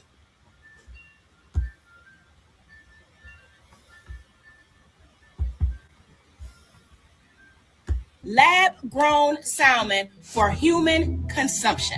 Now, we already heard about the 3D printed meat. We already heard about them putting meat glue in the meat. Now they have officially approved for the first time the first protein to be considered lab grown throughout the whole entire United States, salmon, right? So this is what they are doing. They are labeling it as farm cultivated salmon, okay? Farmed cultivated salmon. That is the key word for lab grown. All right. So you already have to look and see if it's farm raised, which means it has a lot of chemicals, pesticides, and it was not grown in its natural element. Then, of course, what you want to eat if you choose to eat salmon is wild caught, which means it was caught with a rod, in the ocean, and it has no additional chemicals. Okay. But now you have to look for farm cultivated salmon. So for all of my salmon lovers, you have to read labels, okay? It is important because you have no idea what you're putting in your body and your kid's body. Share this with somebody who loves some salmon and needs to know this tea, okay? I love me some salmon. So that's why I had to share that. Oh, I found it. He was 101 years old. 101 years old. A millionaire. I found it. I want to share this with you as well. Let's get into it. 101-year-old David Rockefeller just received the, I said 12, seventh heart transplant. If he received 2, that is 1 too many. I'm not trying to be cold-hearted. I ain't trying to be mean. But David, go ahead on, man. Go ahead. The Lord been calling you. He done called you 7 times. Go. What you sticking around here for? Go already. You 101. Leave now, sir. This is man. Damn, this is it. You done wasted 6 hearts. 6 or 7 of them. Gone, man. Damn, them hearts could have went to somebody else. No, here you come. Now, let me get another one. No. What house? Just greedy. Now, usually they cut off giving heart implants and plenty other implants at a certain age. I don't know what age it is, but this man is 101 and just got his 7th heart transplant. That could have gone to somebody, a young person. Obviously, it cannot go to someone who can't afford it, because the people who can't afford it, those are the ones who are found lying unalived in parks and cars and stuff with their hearts and kidneys and shit already taken out of them if you can't afford it. So this is under heart. If you want to watch that at your own leisure, I think there is one last tidbit of information that I really want to share with you, because I saw an idiot in here talking about all of the people, the thousands of people who are celebrating in Venezuela. Oh, really, bitch? Is that what's going on in Venezuela? Is that what is going on in Venezuela? Even the tech billionaire Elon Musk is falling for the okie doke. Okay, Elon Musk falls for transparently fake video of Venezuelans thanking Trump. Are you aware of this story? Well, let's become aware of this story that this kook is putting out on X and has not retracted from X. And also, it was put out by the motherfucker who they were talking about, who was going up to daycare centers in Minneapolis, knocking on the doors demanding to see children.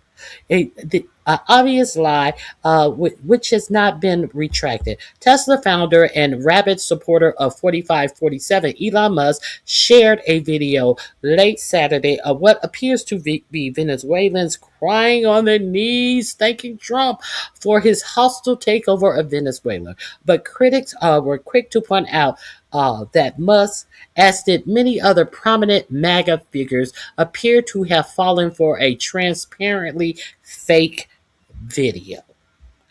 Initially posted by right-winger Wall Street apes to their more than 1.2 million followers, the video depicts several apparent Venezuelans celebrating in the street, with one thanking Trump for his administration attacks on Venezuela while fighting back tears. Musk would go on to share the video on his own social media account. But let me see if it's still there. Let me see. Let me see if it's still there.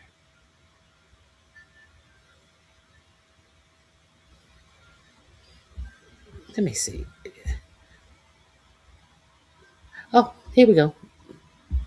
Okay. The links. These links will be in my description box. Let me grab this link right quick.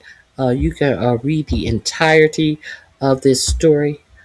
I'm gonna. This is going to be under fake Musk.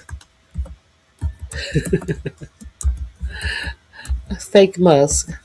But this motherfucker is real funky. Okay, but it will be under fake Musk. Let's look at what the fake Musk was putting up on Twitter and have all of these people talking dumb shit in my chat about something that is fake. And I guess they can believe that is I guess that they can believe is real because they have no morals to take it down, and they know that these 4547 sycophants will believe anything they put out. This clearly states that. Is it showing? I want to make sure it's showing. Yes. Okay.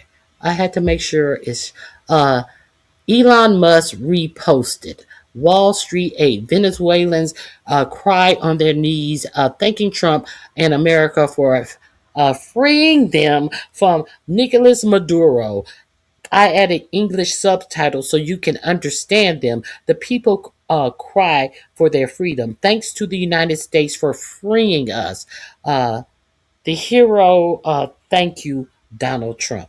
So this is what Elon Musk decided to retweet on his Twitter, and he has already adjusted the algorithm that his tweets are shown.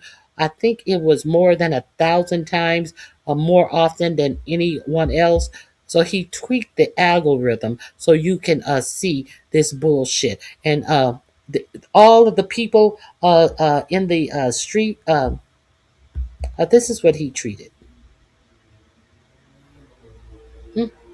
These are the thousands of people that dumb troll was in my chat talking about when the Venezuela story was 2 hours ago, and talking about all the Venezuelans in the street. Oh, look at all the thousands of Venezuelans created by AI that are in the street. We are finally free. As free. Thank you, Donald Trump. I will vote for Donald Trump. I will vote for Donald Trump. El pueblo finalmente está libre. El pueblo llora por su libertad. Gracias a los Estados Unidos por liberarnos. Y viva la libertad. Long live freedom. Oye, el dictador cayó. Finalmente. Estamos libres, estamos libres. We are free. Viva Venezuela I'm libre. free. Gracias, Dios. Gracias. Free AI. El dictador cayó finalmente. Granadito, I'm hermano, esto es real. free. Estamos libres. Mira cómo está la gente. Free Viva Venezuela AI. libre. Gracias a Dios, esto es para todos los que aguantaron, se logró. America hero. My hero. Donald Trump. Donald Trump. I will vote for Donald Trump until he deports my husband. Then I will get mad at Donald Trump. Readers added context they thought people might want to know. A video generated video generado. This is in Spanish. Con AI, which says the video was created by AI. Context is written by people who use X and appears when rated helpful by others. Find out more. Now, this is the actual page that I wanted to share with you, where they actually have this in English. All the comments about this post in English. This link to that main story is in my description box. But let's go here and check this out. Okay, so this is the original post. I just showed you that one to show you it was reposted by Funky Muskie. And let's see it in English. What are all of the comments? The video showing the video shows real footage of celebration in Venezuela following Maduro capture, but added subtitles. No clear signs of full AI generation in the frame, faces, and movements look natural. However, this is Grok. However, some editing artifacts like a colored bar suggest manipulation. The event now this is Grok has come in and is lying for AI. Let me see. Grok, is this video AI generated? Grok is saying somewhat, but they don't even have the right Venezuelan flags. YouTube, way to kill your credibility, posting this fake ass video. One poster post. Never give up, never surrender. Democrats will say this is AI. Clearly AI. No.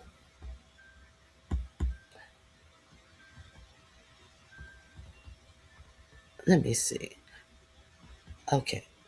This video is fake and was made with artificial intelligence. Venezuelans want their president, Nicolas Maduro, back and not the other way around. They are not celebrating. Unfollow fake AI generated videos. Don't try to fool others with a clickbait tweet.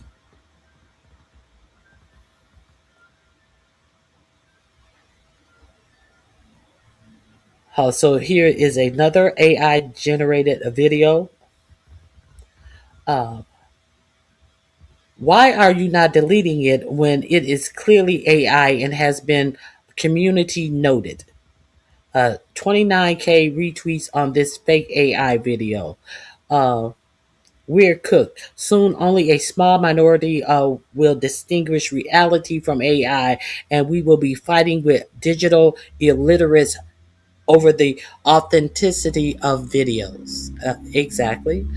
This is AI. Stop is the best you can do. The gullible MAGA cult is beyond stupid. I concur. I definitely agree with that. This video is clearly AI generated fake. The dubbed subtitles don't reflect the real voices of Venezuelans. People don't get on their knees to thank foreign intervention. They suffer because of it. Freedom doesn't come through sanctions and airstrikes. Another Fed's account, another community note says, Grok obviously bot manipulation going on here. Super obvious, but you don't give a shit about that, do you? Is X just cooked? Okay. Let me see.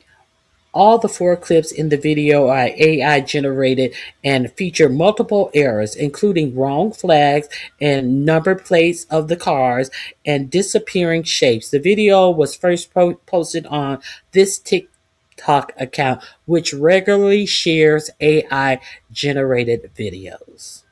So the person who shared it on X got it from here. Okay, so a video is currently unavailable on TikTok. However, if you click this link, a video is currently unavailable on TikTok.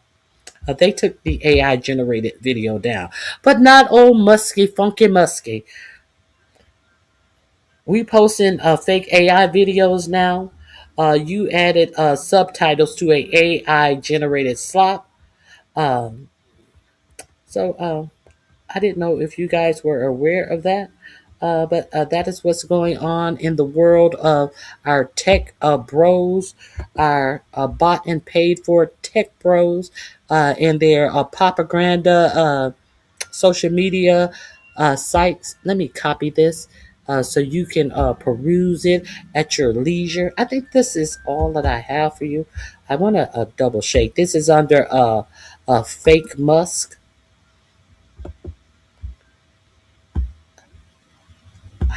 I always cite my sources. All the links that I shared in this video are below in my description box. You can peruse them at your leisure. Let me make sure that there is something that I wanted to share. Right, we know about that.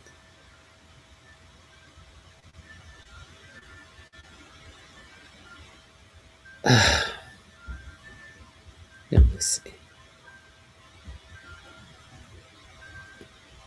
I talked to you about Tesla was dethroned as the #1 EV car. It has been since we were talking about Funky Muskie, it seems like he would have more time trying to earn that $1 billion pay package that Tesla just gave him. In the meantime, Tesla is now dropped down to #2 behind. For reference, in 2025, Tesla behind China's EV vehicle. Let's hear what's going on with this.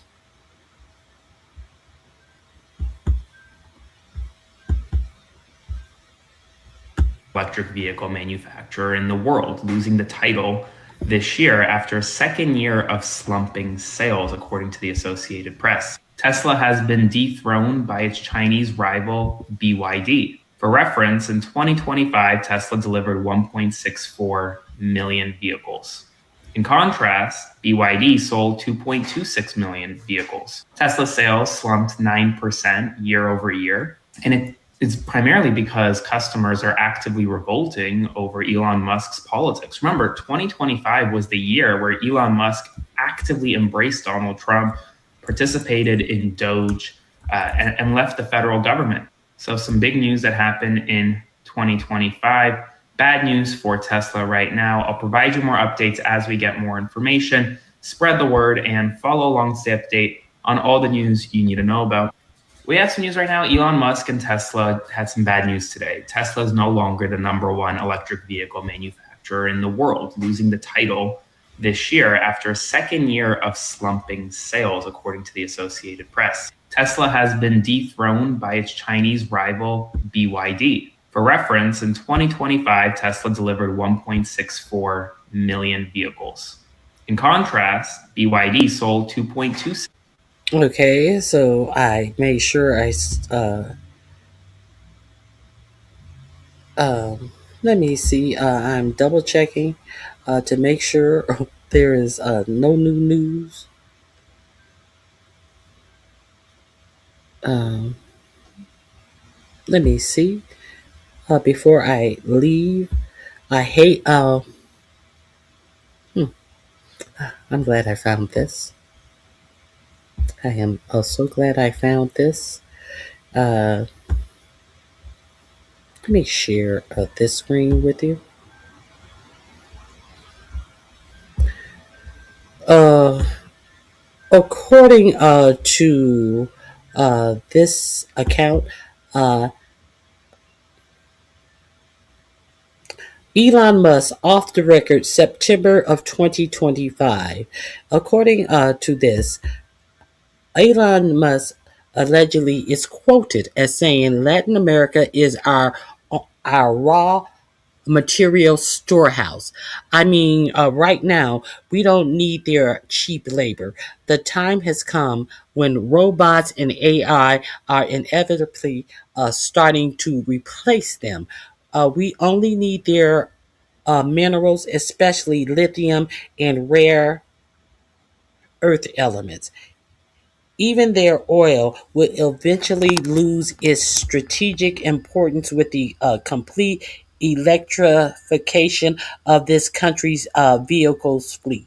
The population of South America will have no other option but to generally dedicate themselves to selling tamales and tacos to survive. The workforce in those countries will be replaced by our robots produced in our factories, which of course don't need to be provided with social benefits. Now, uh, uh, let's see. I wish that I could. It's hard to have a comment on a uh, reported off the record comment. So uh, this is being reported. I don't know. Uh, I don't know if this is AI. I was skeptical about. I haven't heard this being talked about anywhere else. So take it with a grain of salt. That's all I'm saying. But interesting. I would not be surprised, but I cannot confirm or deny it since this has been put down as a off the record post. Let me make sure.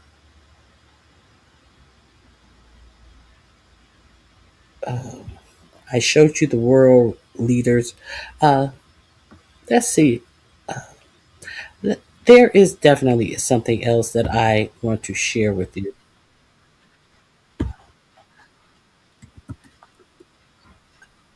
There is a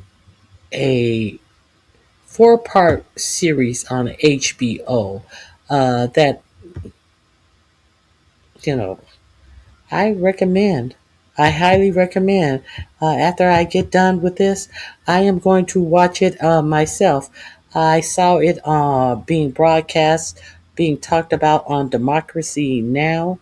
Let me see if I can find it. Oh my goodness. Oh my goodness. Hmm. I apologize. I'm going to have to bring that to you tomorrow. I cannot find it. Dang nabbit. I cannot find it right now. I guess I will have to bring that to you tomorrow. Hmm. Nope. All right, guys. I appreciate you guys being here. Have a wonderful remainder of your day. Please hit the like button on your way out. Hey, prototype ish. I'm hollering. All right, guys. I hope you guys have a great remainder of your day. If you got in late, you may wanna uh, go back and see what you missed. I was talking about a slithering snake, Stephen Miller, saying that the U.S. is built on strength, force, and power. Nothing has said about laws. So I hope you guys have a great remainder of your day. And I'm going to bring that to you. Oh, I hate that wait a minute. Hold on. Hold on. I may have saved that because I really want you guys to watch this documentary that they have coming out. It goes all the way back to the Christopher Columbus days. Let me make sure I don't have it saved here before I leave. And they are touting it as a true history, not a fake history, a true history. Let me see. I may have saved it.